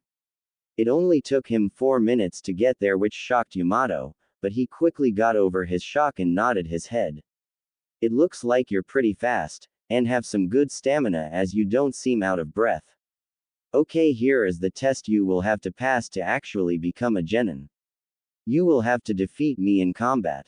You can use any jutsu, fighting style, whatever it is that you want, but you must defeat me before this timer goes off. You have 30 minutes, spoke Yamato. Naruto quickly held up half a hand seal, but still 10 clones came into existence. Naruto had truly mastered the shadow clone jutsu to a point he only needed one hand to make them anymore. The first clone charged Yamato at impressive speeds. The clone was able to hold his own against Yamato for about 10 minutes before it was defeated. Yamato looked shocked that it took that long for him to defeat a clone that only had 10% of the original's fighting capabilities. Naruto nodded his head at 2 more who quickly rushed Yamato once again. He was on the defensive for a while, but when he pulled out his kunai he was able to destroy the clones. Naruto pointed to the next clone that pulled out its katana and charged him. Yamato received multiple shallow cuts from the clone, and had to resort to using ninjutsu to defeat it. When Naruto saw Yamato use ninjutsu he nodded at another clone that charged Yamato, but when he got about halfway to him he started going through hand seals. Fire style. Great fireball jutsu, shouted the clone. Instantly a red-hot fireball shot out of the clone's mouth and blasted off towards Yamato at incredible speeds. Yamato saw the fireball coming and quickly started going through hand seals of his own. Wood style. Wood locking wall jutsu, shouted Yamato as wood came out of the ground and formed a dome around him, protecting him from the fire. When the fire died down Yamato went through a few hand seals and shouted out wood style, wood dragon jutsu. When he got done calling out the name of his jutsu a wooden dragon came out of the ground and killed his clone. Naruto saw the wood release techniques and had to admit even as watered down as it was the Mokuten was really an amazing bloodline, but Naruto had his scorch release, and a few jutsu he had wanted to try for some time now. Quickly Naruto started going through hand seals and stopped and held up his hands to his mouth while he sucked in air. Scorch release. Dragon breath jutsu, shouted Naruto as a long stream of red and white fire launched out of his mouth. When the fire hit the ground it spread out in all directions, incinerating everything that it touched. Yamato saw this and knew instantly that his wood locking wall jutsu would not stand up to such an overwhelming fire style jutsu, so he jumped high into the trees and tried to escape the wave of fire coming his way. Naruto saw Yamato run for the hills and smiled to himself. He already had a plan for the man, and it would involve seeing if wood could stand the heat. Yamato stopped running to catch his breath, but right before he could stand up ninja wire appeared everywhere and pinned him to the tree he was standing on. When he followed the ninja wire he saw one of Naruto's clones going through hand signs. When the clone got done going through hand signs it shouted out fire release, dragon fire technique. After he called this out fire blasted out of his mouth and traveled down through the ninja wire straight into Yamato's body. The clone was still on guard, and was thankful it was when it saw Yamato turn into a wood dummy. It gave it just enough time to see Yamato unmerge with a tree right behind him before Yamato destroyed him. Now Naruto knew that Yamato could travel within the trees, which were not a good thing as almost all of Konoha was forests.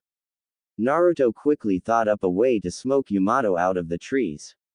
He made 2 more clones and they all started going through hand size.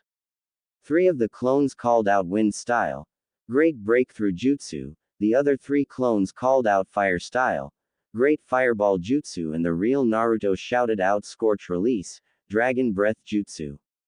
4 powerful streams of sun-hot fire shout out in opposite directions, completely incinerating the surrounding forest. All anyone could see now was fire, and Naruto just waited for Yamato to show himself. It did not take long as a root came out of the ground. From that root Yamato emerged coughing up smoke and sweating like a pig on market day. Naruto did not give him the chance to recover and held the blade next to Yamato's neck right before the timer went off. "Looks like I win, Yamato-sensei," joked Naruto as he started to use medical ninjutsu to heal the man. He had a good deal of smoke in his lungs and a few burn marks on his body. For someone who got a watered-down version of the first Fire Shadow's bloodline, he used it very well. Naruto could only imagine how powerful the man would be if he had the full-blown bloodline. After that, Naruto and Yamato talked about a training schedule. Yamato decided to teach Naruto water release as he needed to know how to put out the fires that he started. Naruto wanted to start training immediately, but Yamato said no as he had to fix the forest that Naruto incinerated. Naruto was mad that the man wanted to postpone his training, but let it go when the man gave him the stink eye. When Naruto got home, he pulled out a book on how to master water release from his clan's library and went outside. When he was outside, he made 100 clones and ordered them to start mastering water release, and then he made 100 more and ordered them to master earth release. He would show his sensei that he didn't need him. After all, he just got done kicking the mans. For the next month, Naruto mastered earth and water release. Yamato was very surprised Naruto was able to learn how to master elemental training so fast, but Naruto just shrugged and continued to practice and master earth and water release. The next 2 months were on learning and mastering various earth and water style ninjutsu, which once again Naruto miraculously was able to do without any problems whatsoever. The 4th month was more on fighting and getting used to using those jutsu that Yamato had taught him in combat situations. Naruto was a natural at using ninjutsu, and his amazingly large chakra reserves only made it easier.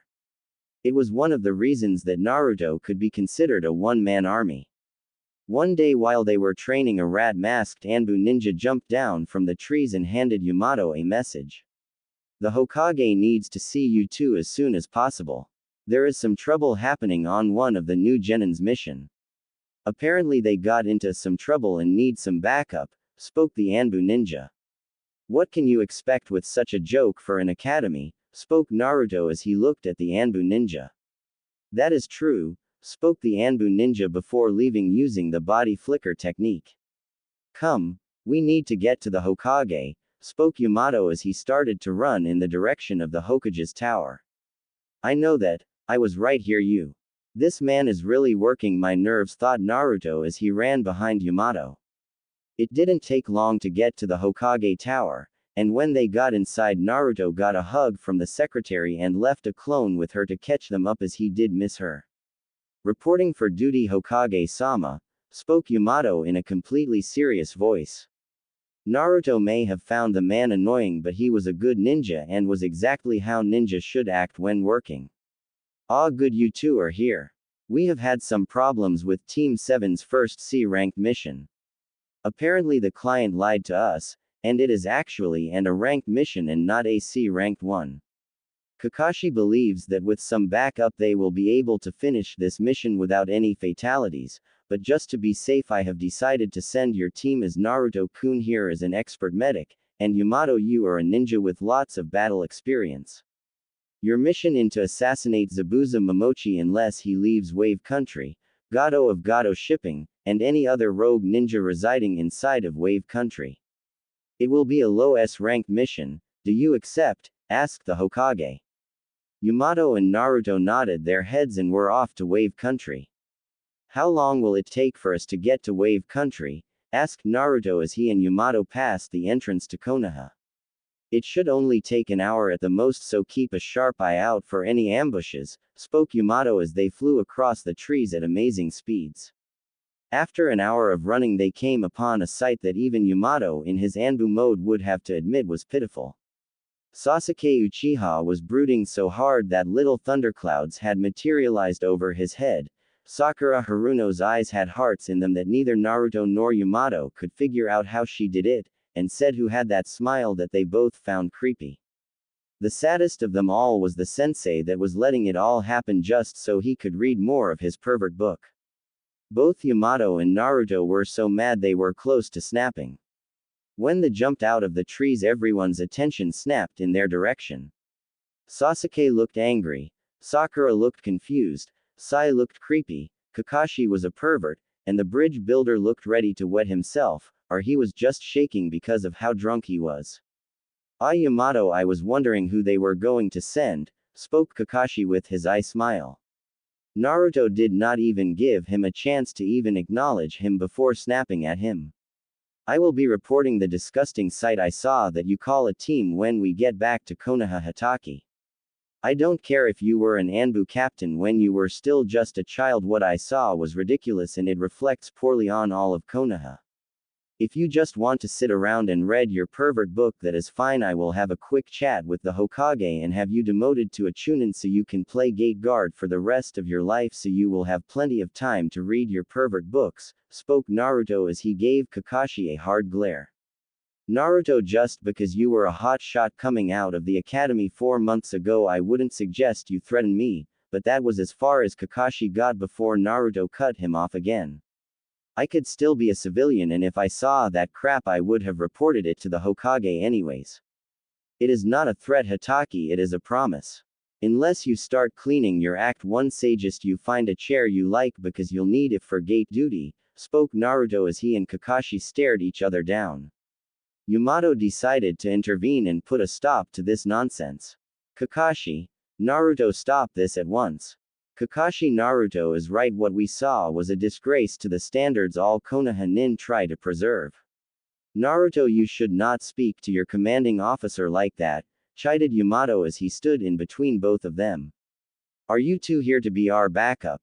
Asked Kakashi as he returned his attention to Yamato as he ignored Naruto staring at him. Yes, in a matter of speaking we are. We were sent here to assassinate Gato, Zabuza, and any other missing nin in Wave Country. It is an official S-ranked mission granted to us by the Sandaime Hokage, spoke Yamato. What? How did the Dobi get an S-ranked mission? Shouted Sasuke as he glared daggers at Naruto. By not shouting in enemy territory like an idiot, by working hard and becoming strong, by not brooding and no insulting everyone that crosses my path, runt, spoke Naruto as he brushed Sasuke off like he didn't even exist. Sasuke looked ready to kill, but Kakashi shot him a look that said, shut up. We need to keep moving. Your team will guard the bridge builder while my team handles any nuke nin we come across, spoke Yamato. Kakashi nodded and got his team in the diamond formation. None of the, besides Sai, looked happy about the situation. Eventually they made it inside of Wave Country when an unnatural mist started to set in. Naruto could tell there was chakra in the air with his sensor abilities, and placed his hand on his katana's handle. That was when he heard the sound of something spinning and coming in their direction. Quickly Naruto shouted, duck. Everyone ducked to the ground. Kakashi dragged Sakura down, Yamato dragged the bridge builder down, Sai and Sasuke were able to duck in time by themselves, but Naruto didn't duck. He quickly pulled out his katana and used the flying swallow technique to channel wind chakra into the blade. Naruto quickly blocked what looked to be a giant cleaver with his sword, but the giant cleaver did not last long against his flying swallow-empowered katana and was cut into 2 pieces. When Naruto turned around and found the man he was looking for standing on a branch with the bottom half of the giant cleaver in his hands was Zabuza Momochi. He had the standard Kiri outfit on, but had tape all around his face. The man had tan skill and dark short hair. Even with only half of the sword, Naruto could tell the man was having some difficulties holding it without using both hands. It was a weakness Naruto noticed instantly. Well, that isn't something you see every day. A genin using a Jonin level technique to a masterful level may have caught me off guard, but it won't happen again, spoke Zabuza as he stood a good 6+ feet tall in the air. Zabuza Momochi, my sensei and I have been sent here to terminate you. You are hindering Konoha shinobi and that will not go unpunished. You have either 2 choices. You can leave Wave Country and never come back or interfere with another Konoha mission, or you can stay and die. The choice is yours, but I suggest you choose wisely, spoke Naruto as he started channeling wind release chakra into his katana. Ha! You think you and your sensei are enough to stop me? Ha! I laugh at your stupidity. Let's see here. How about you fight my apprentice and I fight your sensei? It will be a battle to the death, shouted Zabuza as he charged Yamato. Naruto just ignored the man and focused his attention of the ninja with the Kiri Hunter Nin mask on. Whoever he or she was, they were young, that was for sure. Please die with some dignity, spoke the Hunter Nin, but the voice was distorted because of the mask, so Naruto could not figure out the of the person. Only if you do so first, spoke Naruto as he charged the Hunter Nin.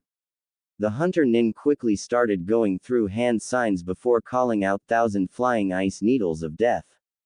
Instantly the fog turned into hundreds of small ice needles that were all pointed at Naruto before shooting towards him with amazing speeds. Naruto stopped his charge and started going through hand signs of his own. When he got done, he shouted out Scorch Release, Multi-Fire Bullet Jutsu. Instantly hundreds of tiny bullets of scorching fire shot out of Naruto's mouth and hit all of the incoming ice needles.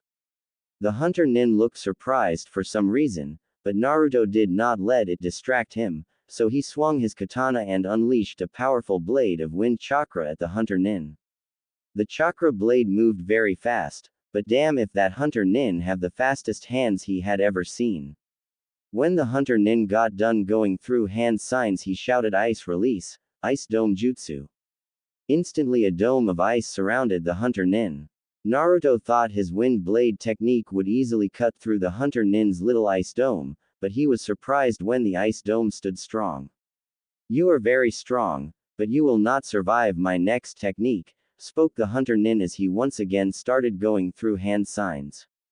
When he was done, he shouted Ice Style, Demonic Ice Mirror Jutsu. Instantly 21 mirrors of ice surrounded Naruto, and in all of the mirrors was an image of the Hunter Nin. The Hunter Nin reached back and then threw ice needles from all of the mirrors. Naruto was surprised at this, as he thought it was all an illusion, but it seemed that all of the mirrors could attack him at once. Quickly he started thinking of a way to escape, but the ice needles were first, so he started going through hand signs. When he got done weaving his hand signs, he called out Earth Style, Earth Dome Jutsu. As soon as Naruto called out the name of his jutsu, a dome of earth covered him. He heard the ice needles hit the earth dome, but none of them were able to pierce, which was a good thing in Naruto's book. Quickly Naruto started going through hand signs. When he was done, he let his earth dome fall and called out the name of his jutsu before the Hunter Nin could attack him. He shouted Scorch Release. Extremely steaming murder, and 21 balls of white and red fire started surrounding him. Naruto stuck out his hands and instantly the balls shot out towards the mirrors. When the fireballs hit the ice mirrors, all you could hear was ice hissing as it melted super fast right before a big explosion. Naruto saw the Hunter Nin fly into the air, and didn't let the chance pass him up. Naruto quickly appeared beside the flying fake Hunter Nin and grabbed him by the shoulders before spinning around and slamming him into the ground. When Naruto saw that the Hunter Ninja wasn't getting up, he smirked, knowing that he had won their little battle, but still it was close. Naruto looked over towards Zabuza and knew instantly that he had to help his sensei out. Naruto quickly ran over to where he heard metal clashing. When he got there, he saw Zabuza and Yamato fighting using Kenjutsu. Naruto saw that Yamato was using some kind of wood sword and shield to fend off Zabuza, so Naruto snuck up behind Zabuza as he and Yamato were locking swords. Naruto willed his earth grudge fear to wrap around his hand until it looked like a giant whip that he channeled wind chakra through. Naruto pulled his hand back and then swung it forward and watched as the whip cut Zabuza's head off. Zabuza's head slowly started to slide off right before falling to the ground and dying. Yamato looked tired but thankful, Kakashi looked impressed, Sasuke and Sakura looked jeepers creepers scared, and Sai looked serious, but Naruto knew the creepy smile was just around the corner. Naruto didn't say anything and quickly took Zabuza's heart for his own. What took you so long? Asked Yamato as he stretched his arm muscles after that difficult battle with Zabuza. Zabuza's apprentice was far stronger than Zabuza, and had the famous ice release bloodline of Kiri. It took me some time to get a feel for how it worked, its weaknesses, and things like that. I also wanted to see what all it could do and I was very impressed, spoke Naruto. He saw the look Yamato was giving him and nodded his head. So you did use the earth grudge fear to get the Hunter Nin's heart, so you could use his ice release, spoke Yamato as he eyed Naruto. Naruto just smiled and walked over to him and started to apply healing chakra to his body. A few seconds later Yamato was as good as new. You wound me, sensei. Do you really think I would kill someone just to get their bloodline?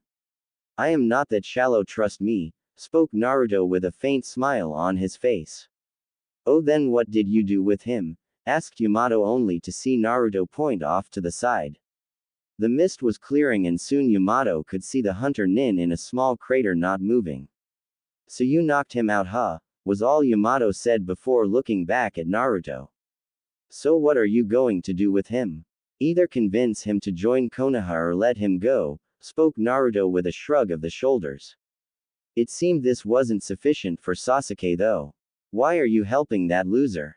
You should just kill him and be done with it, shouted Sasuke, veins popping out of his neck and his one-tome Sharingan flaring.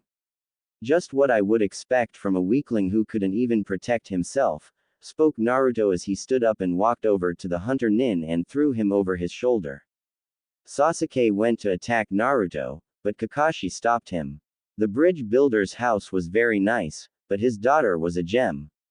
She was so kind, smart, and beautiful that Naruto found him spending more time with her than learning how to use his water release.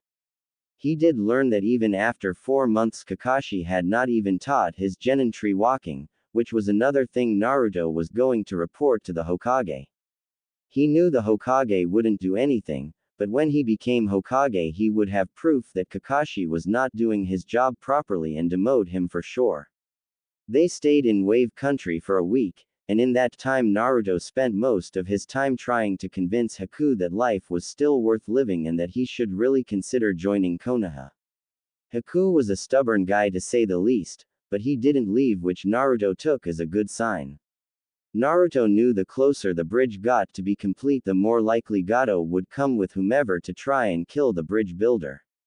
He was right. After 1 week Gato and an army of bandits were seen coming towards the village. Kakashi left Sakura at the bridge builder's house to protect their family, but Naruto didn't trust Sakura for a second to protect Tsunami and her son, as much of a pain in the that he was, so he left a shadow clone to protect them from the shadows. When Naruto, Yamato, Kakashi, Sasuke, and Sai got to the bridge they saw Gato and at least 1,000 bandits. Naruto knew that even though there were a lot of them, they were simply bandits, nothing compared to a trained ninja. Let me handle this, spoke Naruto as he stepped forwards. Sasuke instantly started bitching when he heard Naruto say that. What make you think you going to get all of them when I, an Uchiha elite, am much more suited for a mission like this, spoke Sasuke with the Uchiha vanity showing again. This, spoke Naruto as he slapped Sasuke across the face with the piece of paper written by the Hokage that said Yamato and Naruto were the ones who were supposed to eliminate all of the treats in Wave Country while Kakashi's team was supposed to protect the bridge builder and his family. As far as I am concerned, you're not even supposed to be here, and I will be writing that on my report as well, spoke Naruto as he started to walk toward the bandits and looked at them all like they were bugs beneath his shoes. Naruto counted how many there were and began going through hand signs. When he was done he shouted out, Scorch Release, Demon Lantern Jutsu. Suddenly hundreds of white heads with horns sticking out of their skulls with a smooth red aura around them formed in the air around Naruto.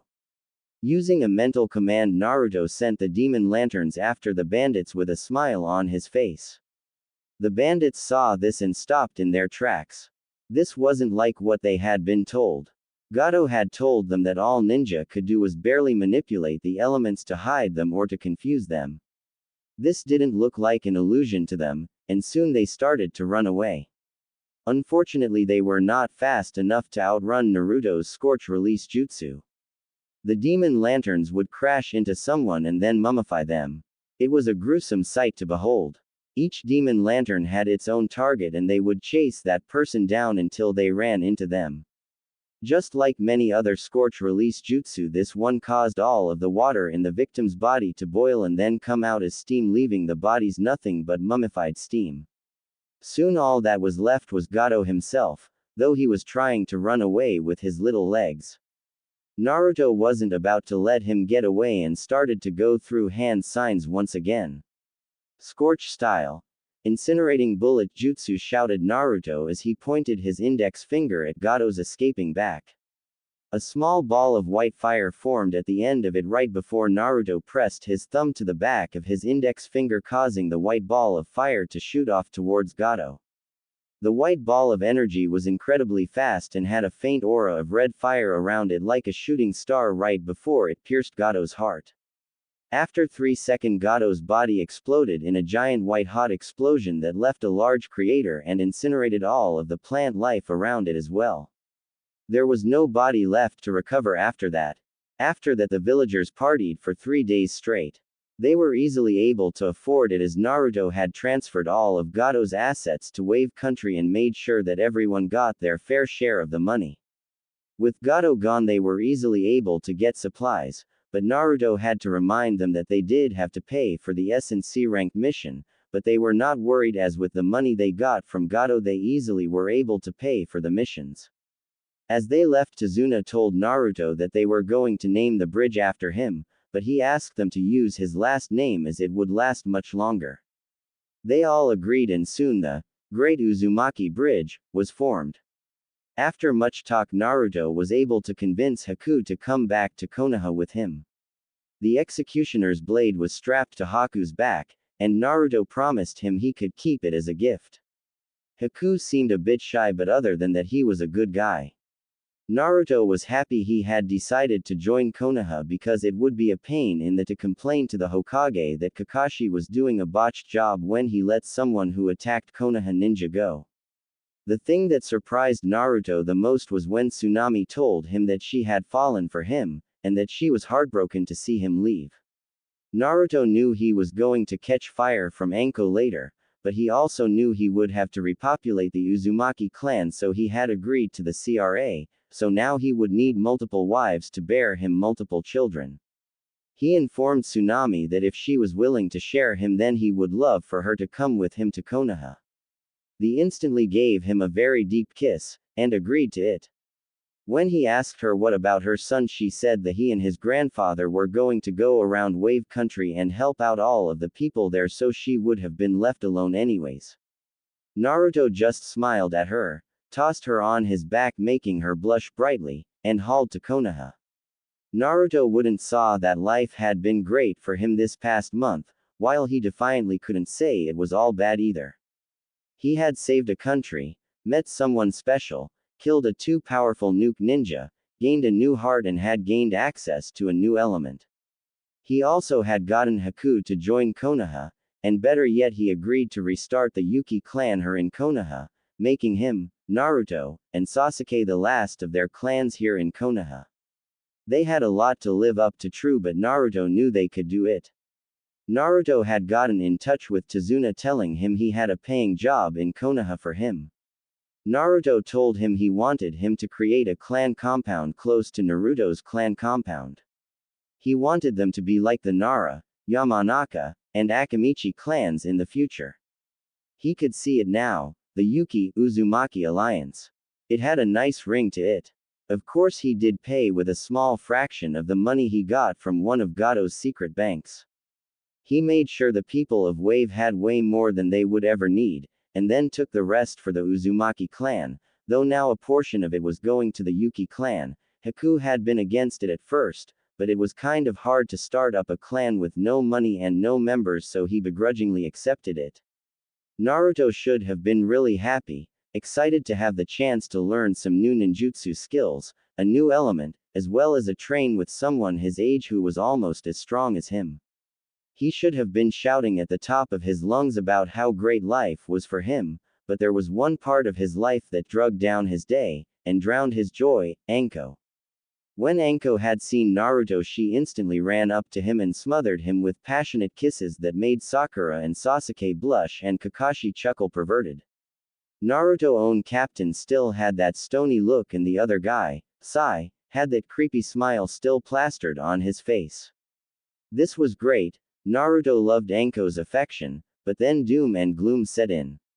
Anko noticed a woman who was obviously not a ninja, very lovely on the eyes, and had a kind aura about her, but what pissed Anko off was that she was holding onto Naruto's arm far too closely for her tastes. She started to snap at Tsunami about how she shouldn't be holding onto other people's men like that, but Tsunami didn't take offense, understanding why Anko was so defensive. All hell broke loose when Tsunami told Anko that she and Naruto were now a couple, which meant that Anko and Tsunami were sharing the same man, something Anko knew would happen, but that didn't mean she was happy about it. Anko damn near killed Naruto that day and left him beaten and bloodied on the side of the road looking nothing short of a pancake. Tsunami instantly went to check on him and was amazed at how quickly Naruto healed. Naruto tried to reason with Anko, but she was far too emotional and wouldn't listen to reason. She told Naruto that she was through with him and then disappeared. Naruto assured Tsunami things would be alright and that Anko would come around, but with each passing day he began to worry more and more about her. She hadn't come to any of their preset training sessions, hadn't answered any of his messages, and he hadn't seen her around the village for almost a month. Naruto was seriously starting to get depressed. On the other hand, things between him and Tsunami were going great. Tsunami wasn't a shinobi.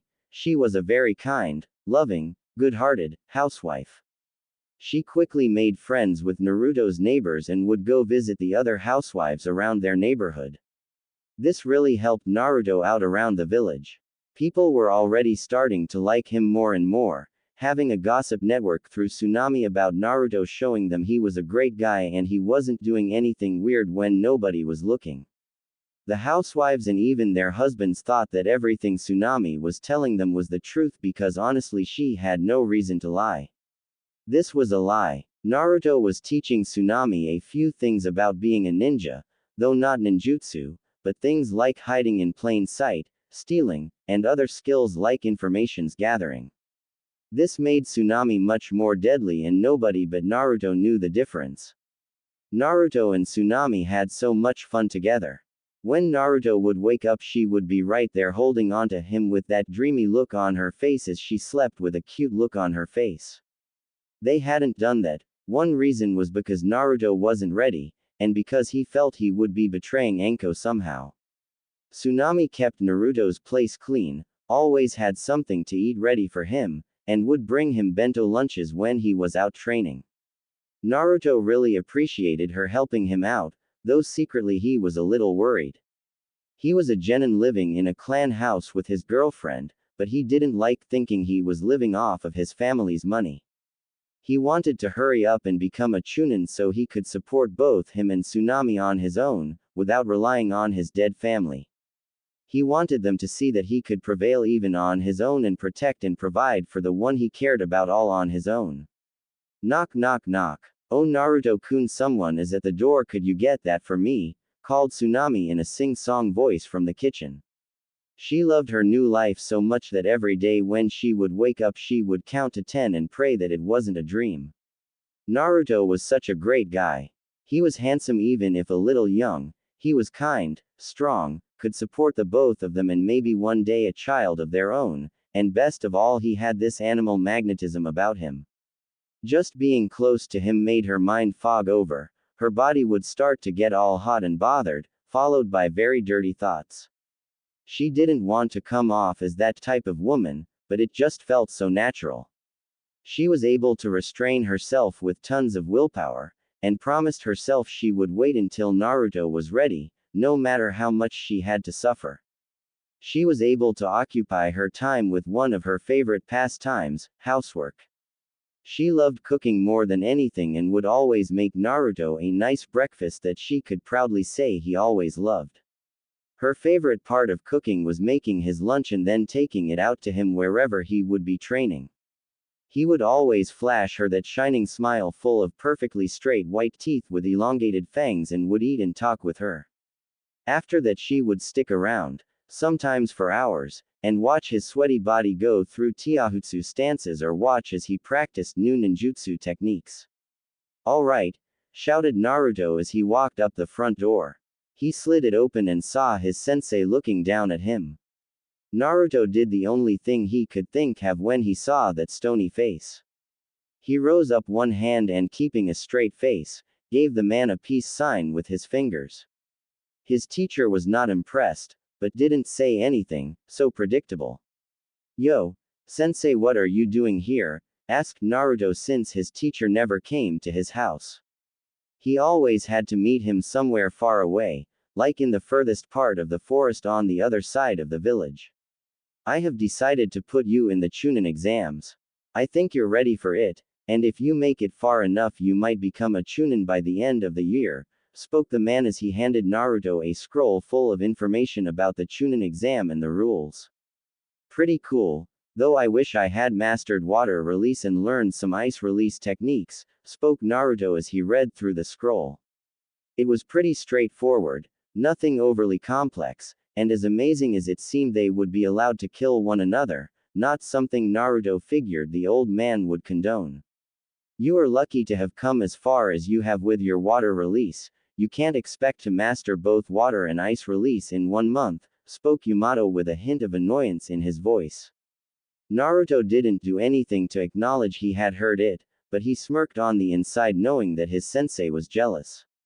About 3 weeks ago Yamato agreed to teach Naruto water-based ninjutsu and went on this long spill about how learning elements took years of practice and how having an affinity for that element of one that conflicted with it would affect how fast he could learn it, its power, and how much chakra it would take to use that element's ninjutsu. Naruto just drifted off into La La Land as the man droned on. It was like he had forgotten that Naruto had learned and mastered 2 elements and a sub-element. Naruto wanted to tell him to shut up, but learning from a scroll and a person were worlds apart, so he dealt with it. It turned out that water ninjutsu wasn't as hard as Yamato had gone on trying to make it sound. Naruto wasn't a master right off the bat or anything, but slowly but surely you could see him making progress. After a little longer than 3 weeks had passed, Naruto was getting very familiar with water ninjutsu. He was no master, but he could still use low-level water-based ninjutsu. Needless to say, Yamato was a little miffed, or maybe jealous, that Naruto had learned water ninjutsu so much quicker than he had and had been pouting for a few days now. "Gotcha.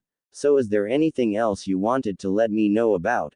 asked Naruto, looking up at his sensei with boredom in his eyes. The man just stared at him for a moment before disappearing in a swirl of leaves.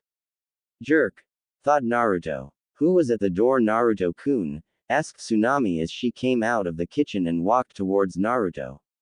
Naruto, seeing the sway in her lovely hips, her large chest bouncing up and down, and that cute pink apron on, made Naruto want to do something really bad, but he forced it down. Scene. As Tsunami walked towards with Naruto, she smiled in her head. Naruto probably wouldn't notice, because she was wearing her apron, but she wasn't wearing a bra, which was why her were bouncing around without the restrictions they usually were under. She was trying to seduce him. Tsunami wasn't a vain woman by any means, but she knew she was very attractive and knew what parts of her that men liked to ogle, though now those were only for her Naruto-kun and that was all. She had been feeling the need very strongly and wanted satisfaction, but had promised herself she would wait until Naruto was ready, but the more she resisted Naruto, the more he seemed to radiate this aura that made her go weak at the knees. This was why she had decided to try a new approach. Instead of just waiting for Naruto to just do something when he was ready to confront her about it, she would instead tease him in seemingly innocent actions that would send him into a frenzy, which would all but assure her he would jump and ravish her. She shuddered. Just thinking about it made her weak at the knees. "Just my sensei stopping by to give me some news," spoke Naruto, having a hard time not stuttering. He didn't know what it was, but this sensation was causing him to pant slightly. The smell was the cause. It was inhaled through both the mouth and nose, filling his brain full of an arousing substance that caused him to heat up. He didn't know how he knew what it was, how he found out where it was coming from, or what it meant, because right now that wasn't important. What was important was Tsunami, and this needed to be taken care of immediately. Tsunami didn't know what it was, but all of a sudden she felt like a rabbit being cornered by a fox. It was a sensation that ran up her spine, sending a tingling sensation through her body. Her natural senses picked up something behind her, something with intentions that made her shudder. She felt hands wrap around her and grab her by her large hips. She went to yelp, but she was quickly spun around and a mouth latched onto her own and a tongue shot out and entered her mouth, licking and moving all over her own. Tsunami went to try and break away. Eyes closed from fear, she heard a low growl that somehow she was able to interpret as a "don't you dare" type sound. She opened her eyes and to her surprise it was Naruto kissing her so rough and passionately. Seeing that it was Naruto, Tsunami quickly returned the hot kiss, gaining an approving growl from Naruto that made Tsunami feel proud of herself. Tsunami was amazed as well as shocked. Naruto seemed to be lost in his lust and his aura seemed to engulf her, causing her knees to really give out.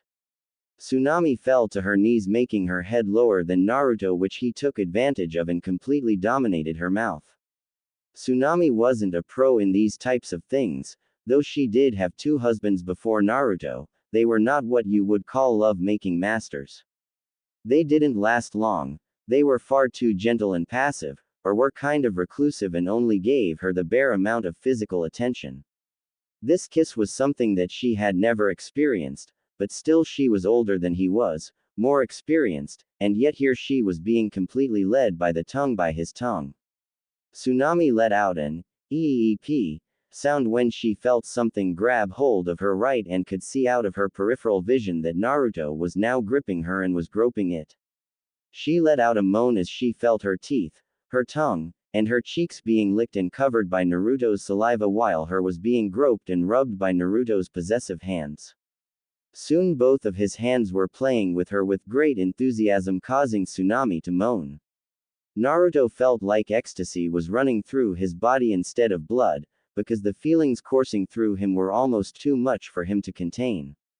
When he saw Tsunami's fat swaying back and forth while she bent over to pick something up, a powerful force, that Naruto knew was his animal instincts joining forces with his lust, and hit him. Naruto moved so fast even he was surprised, and when his hands touched her wide baby-bearing hips he was forced to give in to his baser instincts.